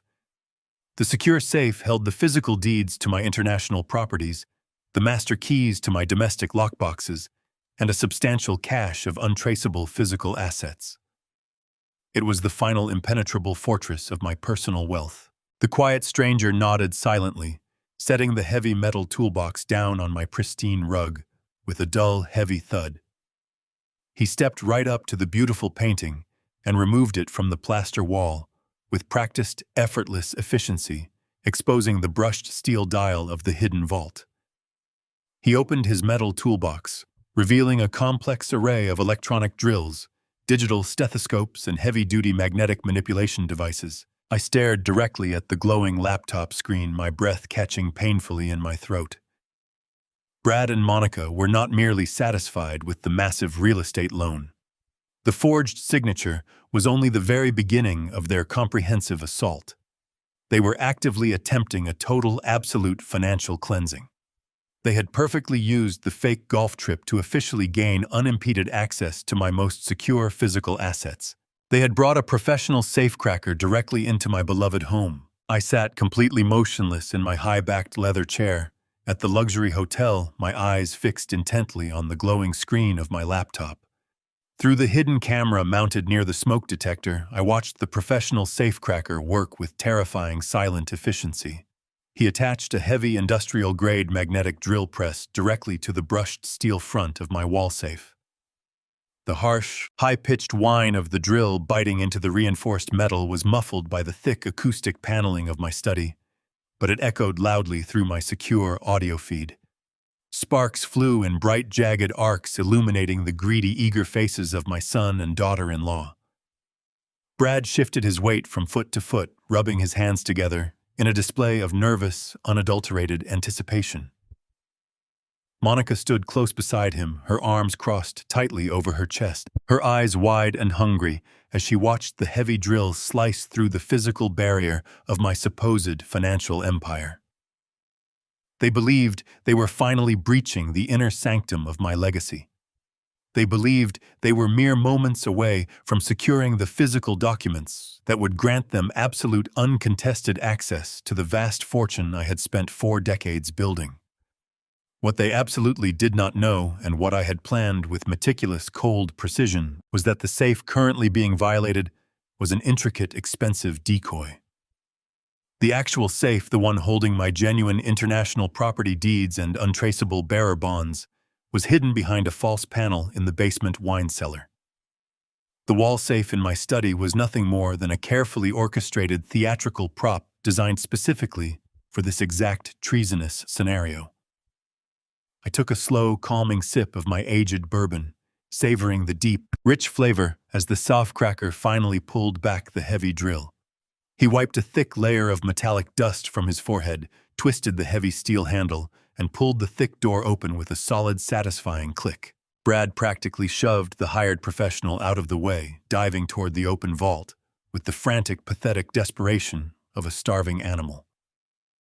He reached inside and pulled out a thick, heavy stack of documents, tightly bound with thick rubber bands. He threw them onto the center of my mahogany desk, exactly where my hidden camera captured every single detail in high definition. Monica rushed forward, grabbing the first document off the top of the stack. Her eyes scanned the thick, heavily embossed paper rapidly. "Oh my God, Brad," she gasped, her voice trembling with sheer intoxicating greed. "These are the physical bearer bonds. And look at these stock certificates. There are millions of dollars sitting right here in these folders." Brad picked up another document, his hands shaking visibly as he unfolded the thick parchment. "And here is his last will and testament," he whispered, a sharp, cruel grin stretching across his face. He quickly flipped to the final page, reading the distribution clauses aloud. "It is exactly as we thought. Everything is structured to transfer completely to us upon his death or his formal medical incapacitation. The entire estate, the domestic liquid, accounts the commercial properties. It all falls directly under our control the minute he is officially deemed mentally unfit."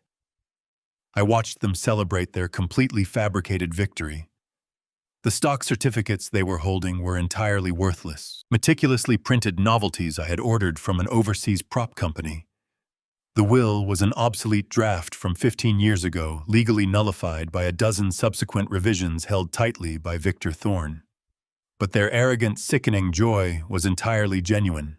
They truly believed they had conquered me. They began stacking the fake documents back together, treating the worthless paper like holy relics.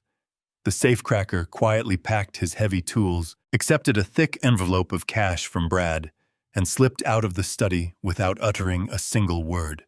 Once the heavy oak door clicked shut behind him, the real, unfiltered malice of their plan fully emerged. Monica immediately reached into her designer handbag and pulled out the thick manila folder I had discovered hidden under my desk just days prior. She slapped the fraudulent medical evaluation down onto the polished wood, pulling out her cell phone with sharp, aggressive, frantic movements. She dialed a number, quickly pressing the phone tightly to her ear as she paced across the Persian rug. "Hello, Sarah," Monica said, her voice dropping into a harsh, commanding, deeply conspiratorial whisper. "Yes, it is, Monica. I know it is incredibly late, but we have a major emergency. We simply cannot wait until the end of the fiscal quarter. His condition is deteriorating way too fast, and he is becoming a severe danger to himself and the property. We need to execute the conservatorship paperwork immediately." I listened closely as the person on the other line, clearly a corrupt paralegal connection, hesitated. "Look, Sarah," Monica snapped, dropping all pretense of polite friendship. "I know the family court docket is completely backed up. I know the standard hearing takes 3 months to schedule. But I also know you control the judge's calendar. If you can magically fast-track this hearing and get him legally institutionalized by the first week of next month, I will personally guarantee a $30,000 cash bonus in your hands the very same day the gavel falls. Yes, 30,000. Just slide our file to the absolute top of the priority list. He is completely lost, Sarah. He will not even understand what is happening when the court order is served." Monica ended the call with a vicious, triumphant smirk, and tossed the phone onto my desk. "It is done," she announced, looking at Brad with a cold, predatory satisfaction. "The hearing is expedited. By this time next month, your father will be permanently locked inside the dementia ward at Sunny Pines, and we will have total, uncontested legal control over every single dime he has ever made." Brad let out a loud booming laugh that echoed sickeningly through the quiet walls of my private study. He slowly walked over to my antique crystal decanter, the one reserved for my most prestigious business partners, and carelessly poured himself a massive drink. He took a long, arrogant swallow, letting out a satisfied breath. He then moved directly behind my desk, lowering himself into my heavy leather chair with an unbearable sense of total ownership. He swung his legs up, casually kicking his expensive Italian leather shoes right onto the polished mahogany surface, completely disregarding the pristine finish I had meticulously maintained for decades. He swirled the amber liquid in his glass, staring at the fake documents scattered before him. "You know, Monica," Brad said smoothly, his voice taking on a dark, reflective, and deeply sinister tone. "I really wish my mother could be here right now to see this. She always protected him. She always said he built this empire for us." He smiled, a cold, remarkably empty expression spreading across his perfectly groomed features. "I wonder what she would truly think of her brilliant, supposedly invincible husband, right now watching him lose absolutely everything to his own flesh and blood." The silence in my hotel room was absolute, broken only by the steady, arrogant breathing of my son transmitting through the small laptop speakers. I sat entirely motionless, my fingers gripping the edge of the glass table so tightly that my knuckles turned completely white. I watched Brad swirl the expensive amber liquid in my favorite crystal glass, completely at ease in the heavy leather chair that I had occupied for over 3 decades of grueling, relentless work. He stared at the fake documents scattered across the polished mahogany surface, a look of profound, unearned satisfaction etched deeply into his sharp features. Monica stepped up beside him, resting her hand gently on his shoulder, her eyes gleaming with the exact same toxic greed. "I wonder what she would truly think," Brad repeated, his voice echoing in the quiet study. He took another slow, deliberate sip of the aged bourbon. "You know, everyone always praised her endless kindness. They always talked about how remarkably generous she was to the community, to her friends, to us. But the truth is, Mom was weak. She let people walk all over her, and she let him prioritize his ridiculous business empire over everything else. And the old man is just like her." He paused, letting out a sharp, dismissive sigh that cut through the audio feed like a serrated blade. "He should have died with her. He is taking up way too much space, breathing our air, and completely blocking our cash flow. It is absolutely pathetic that we have to jump through all these ridiculous legal hoops just to get what is rightfully ours. He is a relic, Monica. A stubborn, clueless old fossil who does not even realize his time expired 5 years ago. We are doing him a massive favor by locking him away where he cannot hurt himself or embarrass us anymore."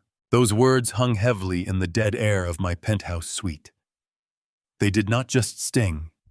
They completely incinerated every single trace of paternal affection I had ever harbored for the boy I had raised. But as I stared at his smug, cruel face on the glowing monitor, the agonizing truth finally settled into my bones with absolute, freezing clarity. There was absolutely nothing good left inside him. The son I had loved was entirely gone, replaced by a parasitic, heartless stranger who viewed my continued existence as nothing more than an inconvenient obstacle to his unearned wealth. He had not just insulted my intelligence or plotted to steal my hard-earned money. He had fundamentally disrespected the sacred memory of my beloved wife. He had casually wished for my death while drinking my liquor and resting his feet on my desk.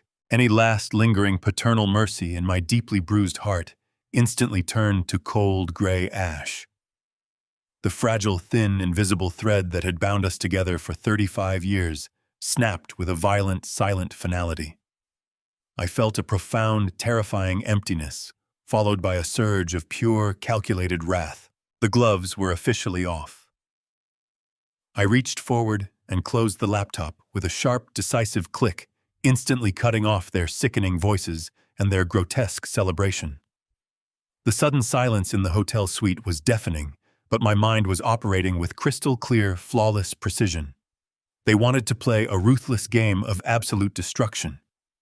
They wanted to strip me of my dignity, my home, and my freedom. They had severely underestimated the man they were attempting to bury. I was not a fragile, confused old victim. I was a veteran of brutal, unforgiving corporate warfare, and I was about to teach them a masterclass in total financial annihilation. I stood up, walked over to the large windows, and stared out at the sprawling, glittering skyline of Chicago. The city was a massive, complex machine, running on leverage contracts and ruthless efficiency. I knew exactly which gears to pull to crush them completely. I picked up my secure burner phone, scrolling rapidly through my encrypted contacts until I found a highly specific unlisted number. It belonged to a notoriously aggressive private real estate investment firm operating out of the financial district. They were not traditional realtors. They were ruthless corporate liquidators who specialized in buying massive distressed properties for straight cash within 24 hours, completely bypassing traditional inspections, appraisals, and lengthy escrow periods. They thrived on chaotic, high-stakes transactions, and they possessed an army of ferocious, intimidating lawyers who practically enjoyed physically throwing people out onto the street. The line rang exactly 2 times before a deep, gravelly voice answered without offering a polite greeting. "Speak. My name is Harrison Sterling," I said, my voice as hard and unyielding as solid steel. "I have a highly lucrative immediate proposition for your acquisition team. I currently hold the absolute unencumbered title to a pristine, heavily upgraded residential estate in the northern suburbs. The property is independently appraised at $2.5 million. The title is perfectly clean, held securely within a blind trust under my sole, uncontested executive control. I have the physical deed and all necessary transfer documentation sitting right here in my hands." I paused, letting the heavy, undeniable weight of the financial offer settle over the encrypted line. "I am willing to bypass the entire public market," I continued smoothly. "I will take exactly $1.8 million in a direct cash wire today. You will secure a massive immediate equity margin of $700,000 the very second the ink dries on the rapid closing documents. I can have my lead attorney, Victor Thorne, transmit the certified legal packets to your office within the next 10 minutes for your immediate review." The man on the other end of the line was silent for a long moment, clearly calculating the immense, undeniable profit margin. "That is an incredibly aggressive discount." "Mr. Sterling," he finally replied, his tone shifting into a sharp, deeply assessing cadence, "we can absolutely facilitate a same-day cash wire for a clean, unencumbered title. However, an immediate discount of that specific magnitude usually indicates a severe underlying physical complication with the asset. What exactly is the catch?" "There is absolutely no structural catch regarding the property itself," I stated coldly, staring blankly at the distant flashing lights of the towering city skyline. "The house is in flawless, pristine condition. However, there is a distinct immediate logistical complication regarding the current occupants. The property is currently inhabited by 2 incredibly hostile, highly entitled individuals who firmly but incorrectly believe they possess a legal right to reside there indefinitely." I took a slow, deep breath, letting the final devastating piece of my trap fall perfectly into place. "I am giving you the estate for an unprecedented, massive financial discount," I said, every single syllable dripping with absolute, unwavering resolve. "But you have to execute the immediate physical eviction yourselves. You will not give them 30 days. You will not give them a polite warning. You will march into that house the minute the deed transfers, and you will throw them and all of their belongings directly onto the front lawn. Do we have a deal?" The man on the other end of the encrypted line chuckled softly, a dry, rasping sound that conveyed absolute ruthless professionalism. "Mr. Sterling, we specialize exclusively in high-impact rapid acquisitions. For a $700,000 equity margin, my team will personally carry their designer luggage to the curb and legally change all the deadbolts before they even realize what hit them. We have a deal. Send the legal paperwork over immediately." I disconnected the call, placing the burner phone flat on the glass table. The weekend passed in a heavy haze of cold, unyielding anticipation.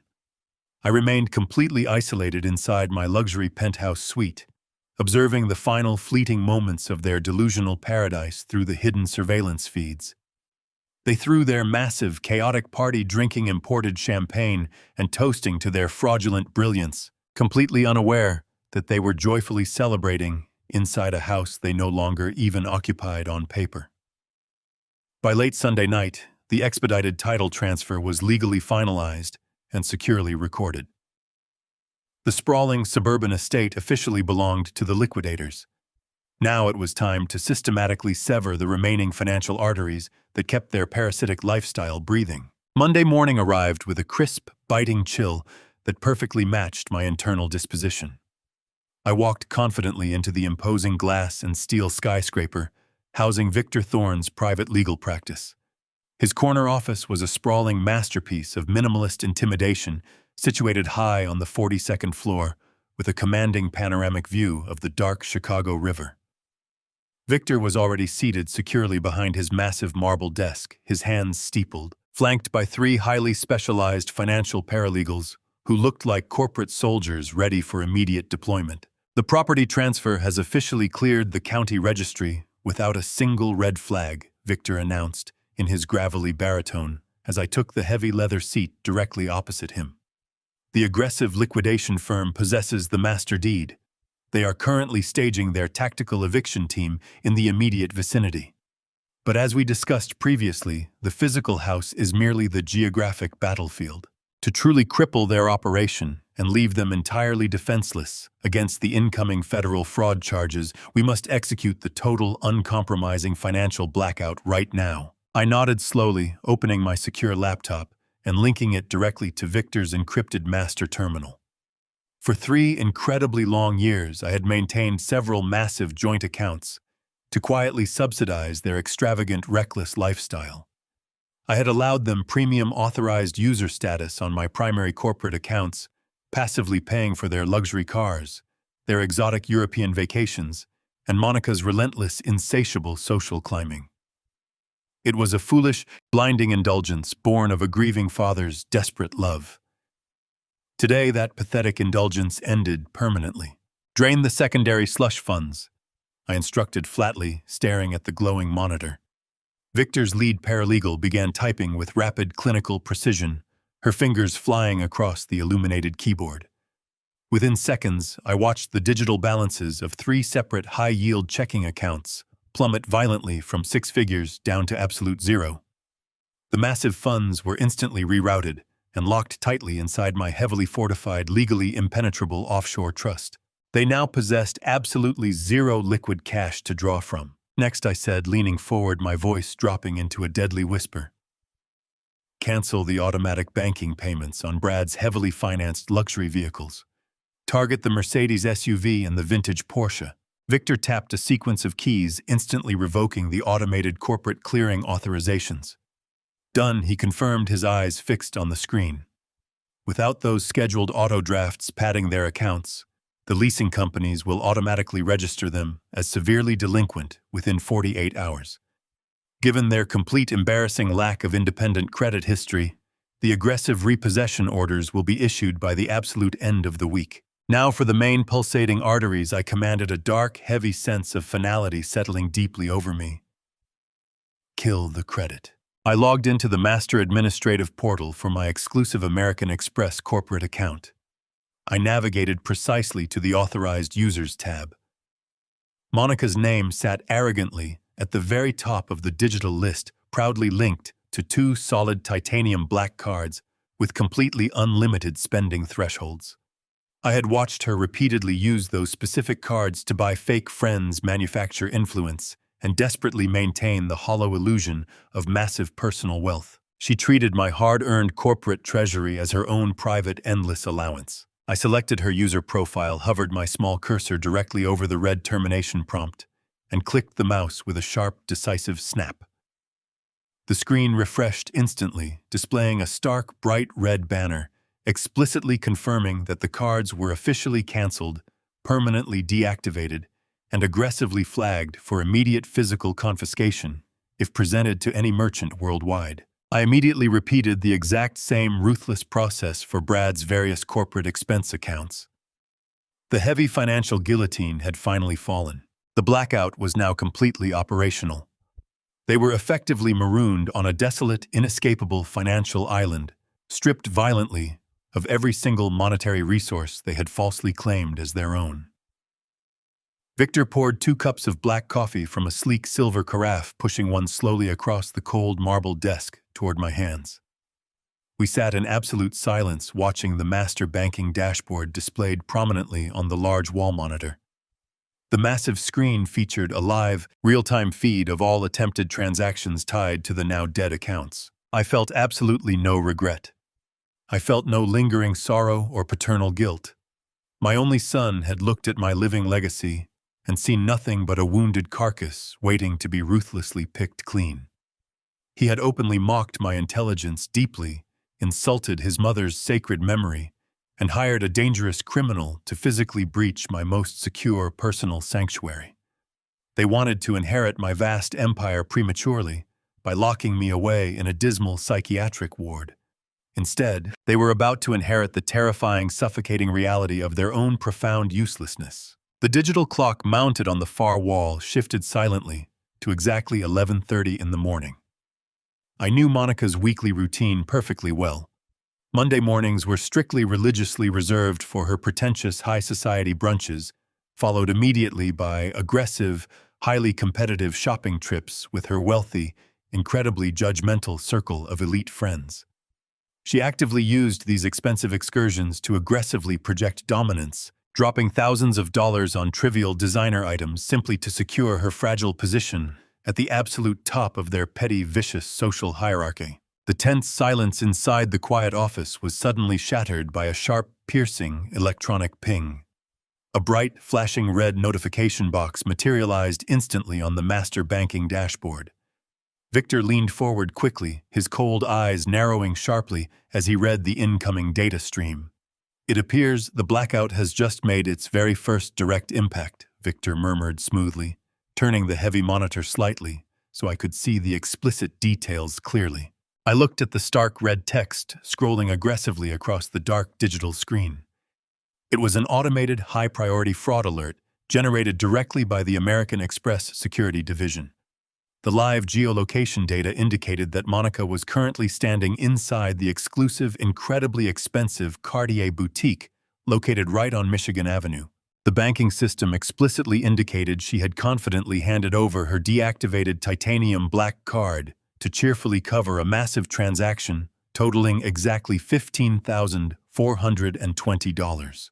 Below the massive sum flashing rapidly in bold, entirely unforgiving red letters was a single devastating word: declined. She was standing directly at the main register, completely stripped of her stolen financial power, publicly and entirely humiliated in front of her most ruthless, unforgiving friends. The heavy oak door to Victor Thorne's private corner office swung open with a smooth, silent glide, breaking the quiet tension that had settled over us since the brilliant flash of Monica's humiliating credit card decline. A man strode confidently into the room, flanked by 2 imposing individuals wearing sharp, utilitarian black suits. He did not look like a traditional, polished real estate broker. He looked exactly like the apex predator I had specifically requested over the encrypted phone line just a few days prior. His name was Marcus Vance, the chief executive officer of Apex Liquidation Holdings. He was a tall, heavily built man with a completely shaved head, a thick, meticulously trimmed beard, and eyes that held the cold, calculating density of poured concrete. He carried a battered leather briefcase that looked as though it had survived countless hostile corporate takeovers and aggressive physical evictions. Marcus did not offer a warm introductory smile or politely ask about my weekend. He simply gave a curt, professional nod, walked directly over to the massive marble desk, and placed his heavy briefcase down with a resounding thud. He snapped the brass latches open and pulled out a thick, impeccably organized stack of legally binding closing documents. "We have completed our aggressive preliminary diligence, Mr. Sterling."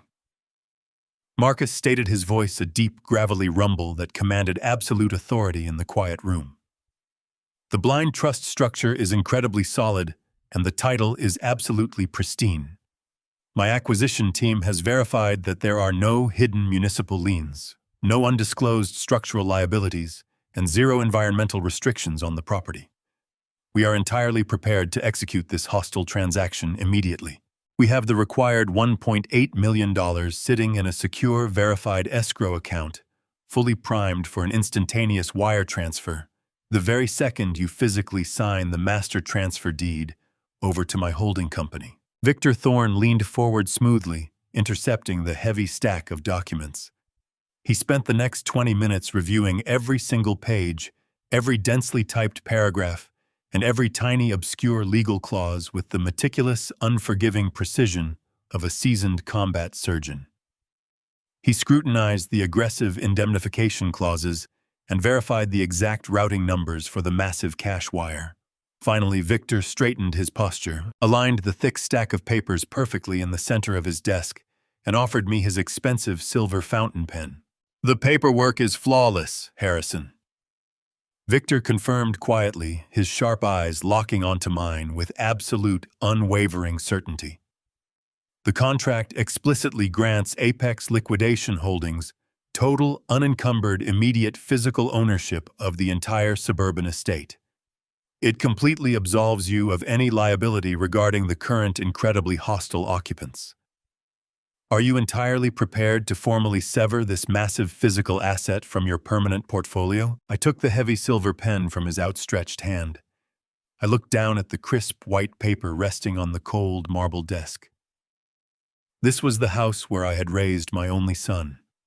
It was the sprawling, beautiful home where I had spent countless quiet evenings, drinking expensive wine and proudly surveying the vast manicured lawns I had purchased with decades of blood sweat and relentless corporate sacrifice.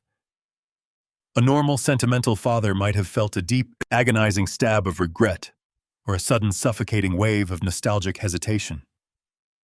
But I felt absolutely nothing of the sort. The house had been thoroughly poisoned. It had been fundamentally corrupted by the sheer, unadulterated greed and profound malice of the two parasitic individuals currently occupying its halls. They had used its walls to plot my total financial destruction and my permanent psychiatric imprisonment. Selling it was not a loss. It was a vital, necessary cleansing. I pressed the smooth nib of the silver pen to the signature line and signed my name with bold, aggressive, sweeping strokes. I did not use the tight, cramped, fraudulent duress signature I had utilized for their pathetic bank documents. I used my true, powerful, legally undeniable signature. I moved systematically through the thick packet, initialing every designated corner and signing every required addendum. With every single stroke of the pen, I completely dismantled the physical foundation of Brad and Monica's arrogant, stolen kingdom. I slid the finalized documents back across the desk. "It is officially done." I said, my voice perfectly level and devoid of any lingering emotional attachment. "The estate is now entirely yours, Marcus. Do exactly what you do best." Marcus Vance gathered the signed papers with swift, brutal efficiency, handing them back to his imposing associates. He pulled a sleek digital tablet from his pocket, tapped a brief sequence of commands, and authorized the massive release of funds. The transaction was complete. Victor turned his attention back to his secure, encrypted computer terminal, his fingers dancing rapidly across the illuminated keyboard. "The financial transfer is legally verified and fully cleared," Victor announced smoothly, his tone reflecting deep professional satisfaction. "The $1.8 million has officially landed directly inside your fortified offshore trust account. But that is only the very first half of our comprehensive counteroffensive today." Victor pulled a thick, heavily sealed manila envelope from the bottom drawer of his desk. He placed it carefully next to his keyboard. "This package contains the absolute entirety of our accumulated evidence," Victor explained, his voice dropping into a serious, conspiratorial register. "It holds the high-resolution photographs of their fabricated medical evaluations. It contains the explicit, digitally verified copies of the fraudulent home equity line of credit application, complete with your meticulously documented duress signature. It also includes the crystal-clear, undeniable surveillance footage of Brad and Monica willingly guiding a known professional safecracker directly into your private study to aggressively breach your wall safe. I stared at the thick brown envelope, knowing it was the ultimate, inescapable legal guillotine. "Where exactly is that comprehensive package going?" I asked quietly. Victor allowed a thin, razor-sharp smile to touch the corners of his mouth. "It is not going anywhere, Harrison. It has already arrived. I dispatched my most trusted senior associate to the federal building downtown over an hour ago. He just sent me the secure confirmation text. That exact package was physically handed directly to a very senior, highly motivated field agent within the Federal Bureau of Investigation's elite white-collar crimes division. The lead prosecutor has already assigned a dedicated task force to the case. Given the overwhelming, undeniable magnitude of the physical evidence, they are officially drafting the federal arrest warrants for your son and daughter-in-law as we sit here speaking." I slowly pulled back the crisp white cuff of my tailored shirt and looked down at my heavy gold wristwatch. The sleek hands indicated it was exactly 1:15 in the afternoon. I took a slow, deep, incredibly cleansing breath, letting the absolute reality of the moment settle fully into my bones. The complex, highly orchestrated trap was now completely, permanently sealed. Just a few hours ago, Brad and Monica believed they were invincible. They believed they had successfully stolen a $1.2 million commercial loan from a federal banking institution. They believed they had flawlessly arranged for my permanent involuntary medical confinement. They believed they were the absolute, undisputed masters of a sprawling multi-million-dollar suburban estate. They had celebrated their glorious victory with expensive champagne and cruel, sickening mockery of my beloved late wife. Now the terrifying truth was rapidly closing in on them from every conceivable angle. They possessed absolutely no money. I had systematically drained their massive slush funds, completely severed their luxury auto leases, and publicly humiliated Monica by aggressively terminating her precious, unlimited corporate credit cards in the middle of a high-end retail boutique. They possessed no legal defense. The Federal Bureau of Investigation was currently actively reviewing high-definition video evidence of their profound criminal conspiracy. And now they possessed no home. They were completely, utterly exposed to the harsh, unforgiving elements of reality. They had nowhere left to run, no resources left to exploit, and absolutely no one left to desperately manipulate. Marcus Vance stepped forward, breaking the heavy, victorious silence that had filled the corner office. He secured the brass latches on his battered leather briefcase, his massive shoulders shifting under his dark suit.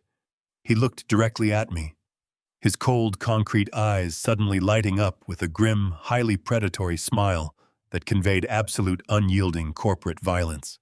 "The federal wire transfer is entirely complete, Mr. Sterling."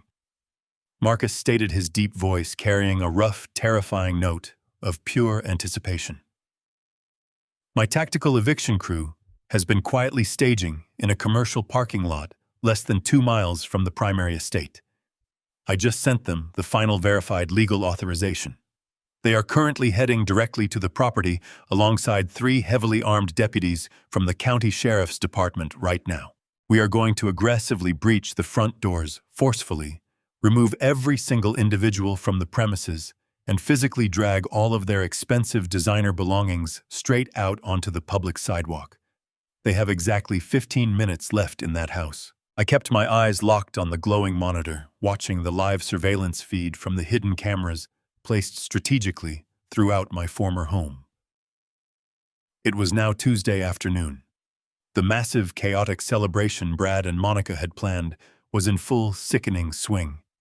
The sprawling living room, normally a sanctuary of quiet elegance, had been completely transformed into a loud, obnoxious nightclub. Expensive catering platters loaded with imported caviar and rare truffles were scattered carelessly across my antique mahogany side tables.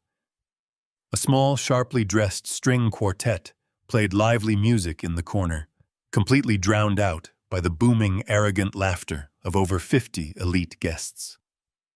These were the high society parasites Monica had spent years desperately trying to impress, all gathered under my roof to unknowingly celebrate the theft of my legacy. Through the crystal-clear audio feed, I could hear the sharp, distinct pop of another bottle of premium vintage champagne being uncorked. Monica stood near the grand marble fireplace wearing an incredibly expensive designer cocktail dress that she had undoubtedly charged to one of her recently terminated credit cards. She was holding court with a circle of wealthy, deeply superficial women gesturing wildly with her crystal flute. She looked positively radiant, completely intoxicated by the fraudulent power she believed she now wielded. I turned the volume up slightly, leaning closer to the laptop speakers. Monica was loudly boasting to her captive audience about their brilliant new financial maneuver, framing the massive stolen commercial loan as a stroke of absolute investment genius executed by her brilliant husband. Brad was working the opposite side of the room, clapping his country club friends on the back and accepting their lavish congratulations. He looked like a king surveying his newly conquered kingdom, entirely blind to the fact that his throne was built on forged documents and federal wire fraud. They were reveling in the absolute peak of their delusional triumph, entirely convinced that they had successfully outsmarted me and secured their golden future. The loud, pulsing energy of the celebration was suddenly completely shattered. It began not with a polite ring of the doorbell, but with a massive, violently aggressive pounding against the heavy, solid oak double doors at the front entrance. The sound was incredibly loud, echoing like a series of gunshot blasts over the lively music and the arrogant chatter. It was the unmistakable, terrifying sound of absolute authority, demanding immediate, forceful entry. The string quartet abruptly stopped playing, the musicians lowering their instruments in sheer panicked confusion. The laughter in the room died instantly, replaced by a thick, heavy, incredibly anxious silence. 50 pairs of eyes turned simultaneously toward the grand foyer. Monica froze, her champagne flute hovering halfway to her lips, her perfect, smug smile slipping off her face like a discarded mask. Brad frowned deeply, looking profoundly irritated by the sudden, aggressive disruption to his victory party. He set his drink down on a side table, with a sharp click squaring his broad shoulders, and marched aggressively toward the front entrance, completely prepared to berate whoever dared to interrupt his perfect afternoon. I watched the hallway camera feed with absolute cold fascination as Brad grabbed the heavy brass handle and yanked the front door open. He was immediately forced to take a staggering step backward. Standing squarely on the front porch was a towering, heavily armed deputy from the county sheriff's department, his hand resting casually but firmly on his utility belt. Flanking the imposing officer were 4 massive, powerfully built men wearing matching dark tactical uniforms. They were the aggressive private eviction crew employed directly by Marcus Vance. Beyond them, idling aggressively in the center of my manicured circular driveway, were 2 massive, unmarked moving trucks. The sheriff did not offer a polite greeting or wait for Brad to speak. He stepped over the threshold, his polished boots stepping firmly onto the expensive imported rug, fundamentally invading the space. He reached into his dark uniform pocket and pulled out a thick, legally binding document stamped with a massive red seal. He thrust the paperwork directly into Brad's chest, forcing my son to take it with shaking hands. Brad stared at the uniform, his arrogant posture instantly crumbling into total bewildered shock. "What on earth is this?" Brad demanded, his voice entirely devoid of its previous confidence, cracking slightly under the sudden immense pressure. "This is a private residence, and we are currently hosting a private event. You have absolutely no right to barge in here." The sheriff crossed his arms, his expression carved from solid stone. "That is a court-ordered emergency eviction mandate," the officer stated, his deep voice carrying clearly through the hidden microphone and echoing into my silent hotel suite. "This property legally belongs to Vanguard Holdings. You and every single person inside this structure are currently engaged in active criminal trespassing. You have exactly 2 hours to completely vacate the premises before my men physically remove you."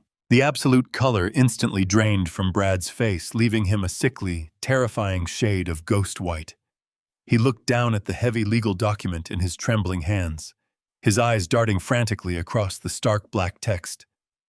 "No, no, you are completely mistaken," Brad screamed, panic tearing through his voice as the sheer reality of the nightmare began to crash down upon him.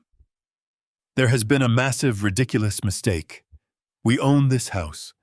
We hold the primary equity. My father transferred this estate to us years ago. We literally just secured a multi-million-dollar bank loan against this exact property. You cannot evict the legal owners. The sheriff did not flinch completely, unmoved by the frantic, desperate outburst. He reached forward and tapped a thick, calloused finger directly onto the second page of the stapled packet. He pointed forcefully to the recorded, notarized master deed. "I suggest you read the specific legal ownership filing very carefully, sir," the sheriff replied, his tone radiating absolute cold finality. "Harrison Sterling officially sold this entire estate to Vanguard Holdings for a straight cash wire yesterday afternoon.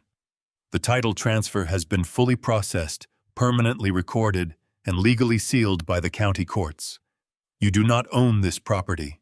You do not possess a lease. You have absolutely zero legal standing here." A collective, horrified gasp echoed through the grand living room as the elite party guests overheard the devastating, humiliating exchange. Monica let out a sharp, piercing shriek, dropping her crystal champagne flute. The expensive glass shattered violently against the marble floor, scattering sharp fragments in every direction. The pristine illusion of their massive wealth was publicly and brutally shattered in front of the exact people they desperately wanted to impress. Their high society friends immediately began backing away, grabbing their designer coats and fleeing toward the rear exits like rats abandoning a rapidly sinking ship. Brad stood frozen in the grand foyer, his chest heaving with shallow, panicked breaths. His eyes darted wildly around the echoing, suddenly empty space. He was completely trapped. In a state of sheer, unadulterated panic, he shoved his trembling right hand into his perfectly tailored suit pocket, quickly pulled out his cell phone, and desperately dialed my direct number. The secure burner phone resting on the weathered wooden railing of my balcony began to vibrate, emitting a harsh, urgent tone that violently pierced the absolute tranquility of my surroundings. I did not rush to answer it. Instead, I took a slow, deep breath of the crisp, freezing mountain air. I was standing on the expansive cedar deck of a remote, highly secure luxury cabin tucked deep into the rugged wilderness of Montana. Far below me, a pristine, glass-like river cut through the dense pine forest, untouched by the frantic, greedy machinery of the corporate world I had left behind in Chicago.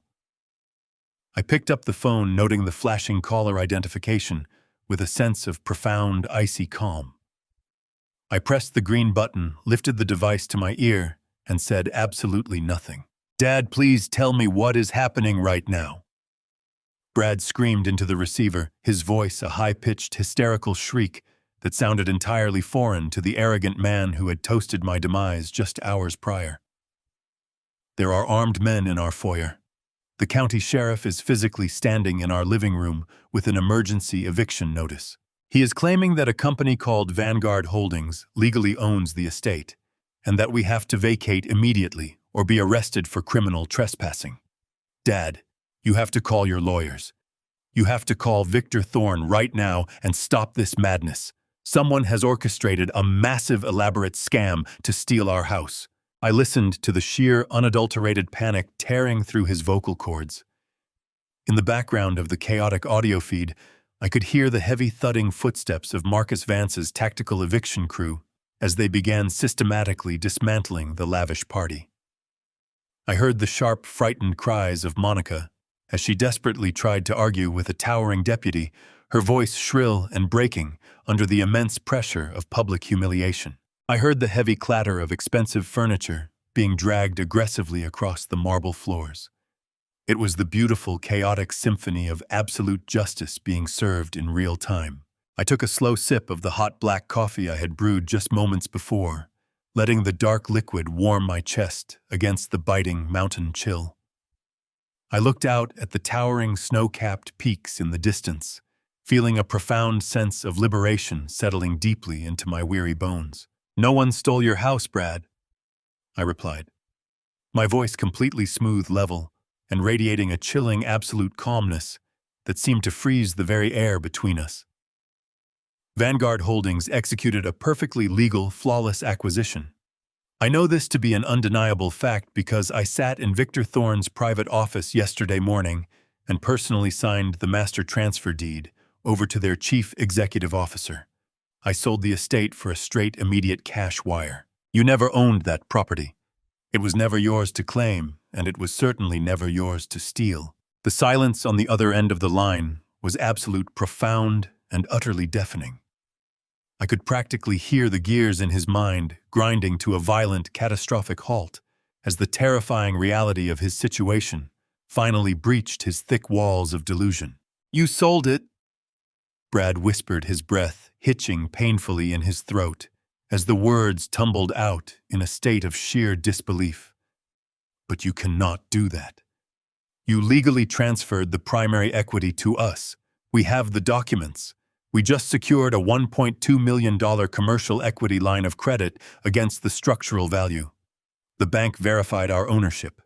The bank approved the transfer. If you sold the house, the bank will recall the entire loan. We will be completely ruined." I leaned against the heavy cedar railing, watching a solitary hawk circle lazily in the clear blue sky above the tree line. "The bank verified fraudulent documents that you and your deeply corrupt paralegal contact manufactured." I corrected him smoothly, devoid of any paternal sympathy or lingering regret. "You forged my signature, Brad. You orchestrated a massive, highly illegal financial maneuver under the incredibly arrogant assumption that I was a clueless, decaying old man who would simply fade away into a locked psychiatric ward before the quarterly audits caught up with you." I paused, letting the devastating weight of his impending doom settle firmly onto his shoulders. "You made a catastrophic miscalculation," I continued, my tone hardening into a cold, unforgiving edge. "I knew about the false medical evaluations. I knew about your treacherous plan to secure a forced conservatorship. And I knew exactly what you and your greedy wife were doing when you hired a professional criminal to physically drill into the decoy safe in my private study. I watched the entire pathetic spectacle unfold in high definition." "You watched us," Brad stammered, his voice dropping into a terrified, hollow gasp. "Every single second," I confirmed flatly. "And more importantly, I made absolutely certain that the federal authorities watched it as well. That $1.2 million home equity loan you signed with my forged signature is not just a simple banking error, Brad. The Federal Bureau of Investigation officially categorizes that specific maneuver as massive federal wire fraud, aggravated identity theft, and criminal conspiracy against a senior citizen."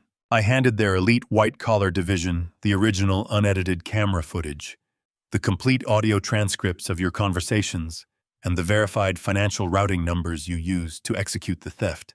"Dad, no, please," Brad begged, his voice instantly dissolving into a pathetic, wet sob. The arrogant facade had completely evaporated, leaving nothing but a terrified, broken child pleading for a rescue that would never come. "You cannot do this to us. We are your family. I am your only son. Please, I will do anything. We will give the money back. We will cancel the conservatorship. Just call them off. Call the lawyers. Call the federal agents. Please, Dad, you have to save us." In the background of the call, I could hear Monica screaming my son's name, her voice completely unhinged as the private eviction team began physically carrying her expensive designer wardrobe out the front door. The illusion of their invincible, wealthy lifestyle was being aggressively dismantled, piece by piece, thrown onto the cold concrete driveway for all of their elite, judgmental neighbors to witness. But there was another sound, bleeding through the audio feed, distant at first, but rapidly growing louder and far more urgent. It was the sharp, piercing, unmistakable wail of heavy sirens cutting through the quiet suburban streets. The sound multiplied, overlapping in a chaotic, terrifying chorus as multiple vehicles accelerated toward the estate. "Do you hear that sound, Brad?" I asked quietly, staring out at the vast, untouchable wilderness surrounding my sanctuary. "Dad! Please, I am begging you, Brad!" cried his desperate sobs, rendering his words almost unintelligible as the blaring sirens grew deafeningly loud, vibrating through the small speaker of my phone. "Those are not the local police," I stated, delivering the final killing blow with absolute, unwavering precision. "That is the federal task force arriving to execute the active arrest warrants for you and your wife. You wanted my empire, Brad. Now you get to experience exactly what happens when you try to steal from the man who built it.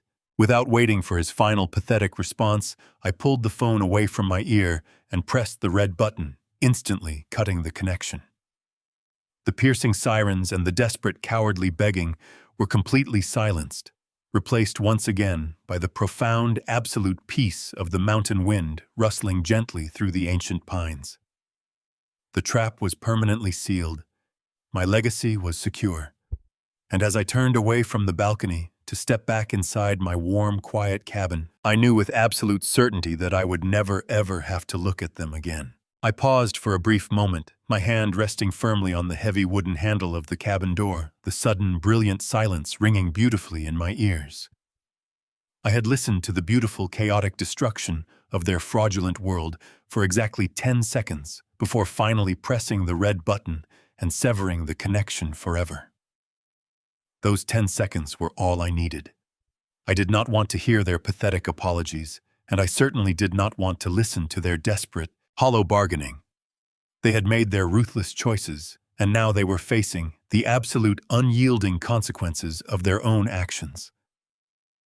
I looked down at the expensive, secure burner phone resting in my palm. The device had served its vital purpose, delivering the final, devastating strike to the heart of their toxic ambition. With a smooth, deliberate motion, I popped the small side tray open and pulled out the tiny metallic SIM card. I held it between my thumb and forefinger, feeling the sharp, rigid plastic edges. This tiny piece of technology was the very last physical tether linking me to the parasitic, incredibly ungrateful family I had left behind in Chicago. I applied a sharp, sudden pressure, completely snapping the small card directly in half. I stepped forward, walking back to the very edge of the expansive cedar balcony, and tossed the broken, useless pieces out into the cold, rushing mountain wind. I watched them fall silently, disappearing forever into the dark, pristine depths of the crystal-clear lake far below my secluded property. I took a slow, deep breath, pulling the crisp, freezing Montana air deeply into my lungs. It tasted like absolute freedom. There were absolutely no tears falling down my weathered face. There were no heavy, lingering regrets weighing down my steady heart. I had spent 4 decades building a massive, highly successful empire, sacrificing my own peace and comfort to provide an extraordinary life for my only son. I had given him everything a father possibly could, hoping he would respect the sacrifices that built his absolute privilege. But I finally realized with absolute terrifying clarity that cutting out the malignant, spreading cancer of betrayal was the only true way to protect my legacy and my sanity. If I had allowed them to execute their cruel, sickening plan, they would have legally locked me away in a sterile white room and greedily feasted on the carcass of my life's work while I slowly decayed. I absolutely refused to let that horrifying scenario happen. I had completely incinerated the grand bridge between us, meticulously frozen every single one of their stolen accounts, forcefully sold the magnificent estate from right under their feet, and walked away completely unscathed from the wreckage. I turned my back to the vast, breathtaking mountain landscape and walked slowly back inside my warm, incredibly quiet cabin. The fire crackled softly in the massive stone hearth, casting a warm, comforting glow across the heavy leather furniture. I poured myself another cup of dark, rich coffee and sat down, savoring the profound, undisturbed tranquility of my new reality. I was a completely free man, entirely unburdened by toxic expectations or ungrateful descendants. I was finally ready to live the absolute rest of my life entirely on my own unyielding terms. The massive financial empire I had forged with my own 2 hands was now securely protected behind impenetrable legal fortresses entirely out of their greedy reach. I did not feel the slightest twinge of remorse for the brutal tactics I had utilized to secure my absolute freedom. They had drawn the battle lines, and I had simply finished the war with absolute, undeniable superiority. The silence inside the cabin was no longer a symbol of crushing isolation. It was a beautiful, hard-earned symphony of total victory. I closed my eyes and simply smiled broadly at the beautiful, quiet morning light. Many people have had to permanently cut ties with deeply toxic family members to protect their own peace. Please share your unique story in the comments section below. If my response gave you the absolute courage to stand your ground, hit the like button and subscribe for more hard-hitting truths.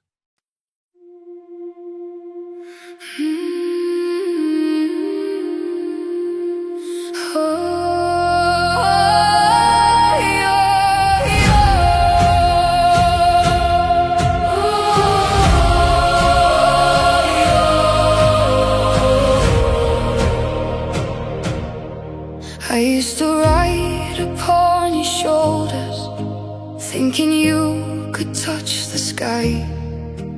Every road felt less uncertain when I saw the world through your eyes.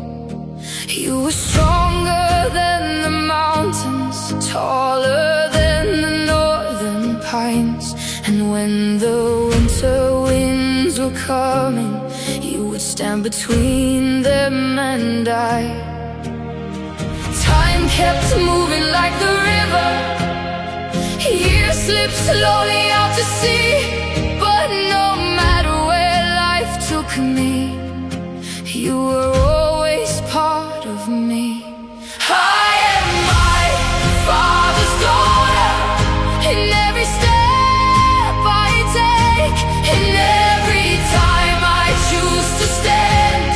When it's easier to break, I carry your courage in my heart, your fire inside my soul. And though the years keep moving on, your love still leads me home.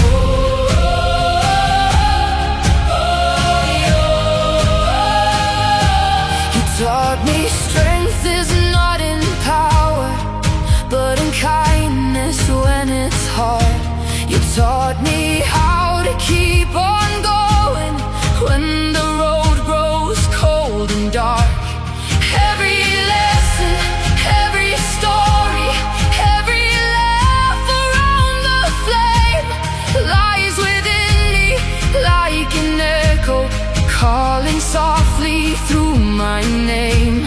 And when I face my greatest battles, when I feel I can't go on, I can hear your voice beside me saying, child, you're stronger than you know.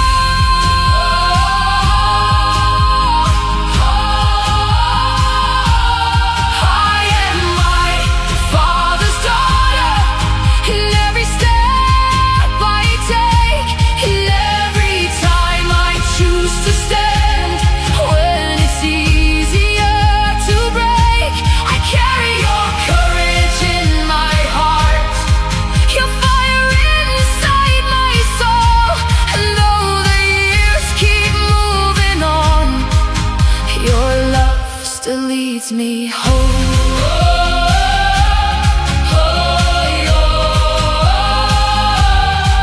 One day the snow will cover footprints, one day the fire will burn low.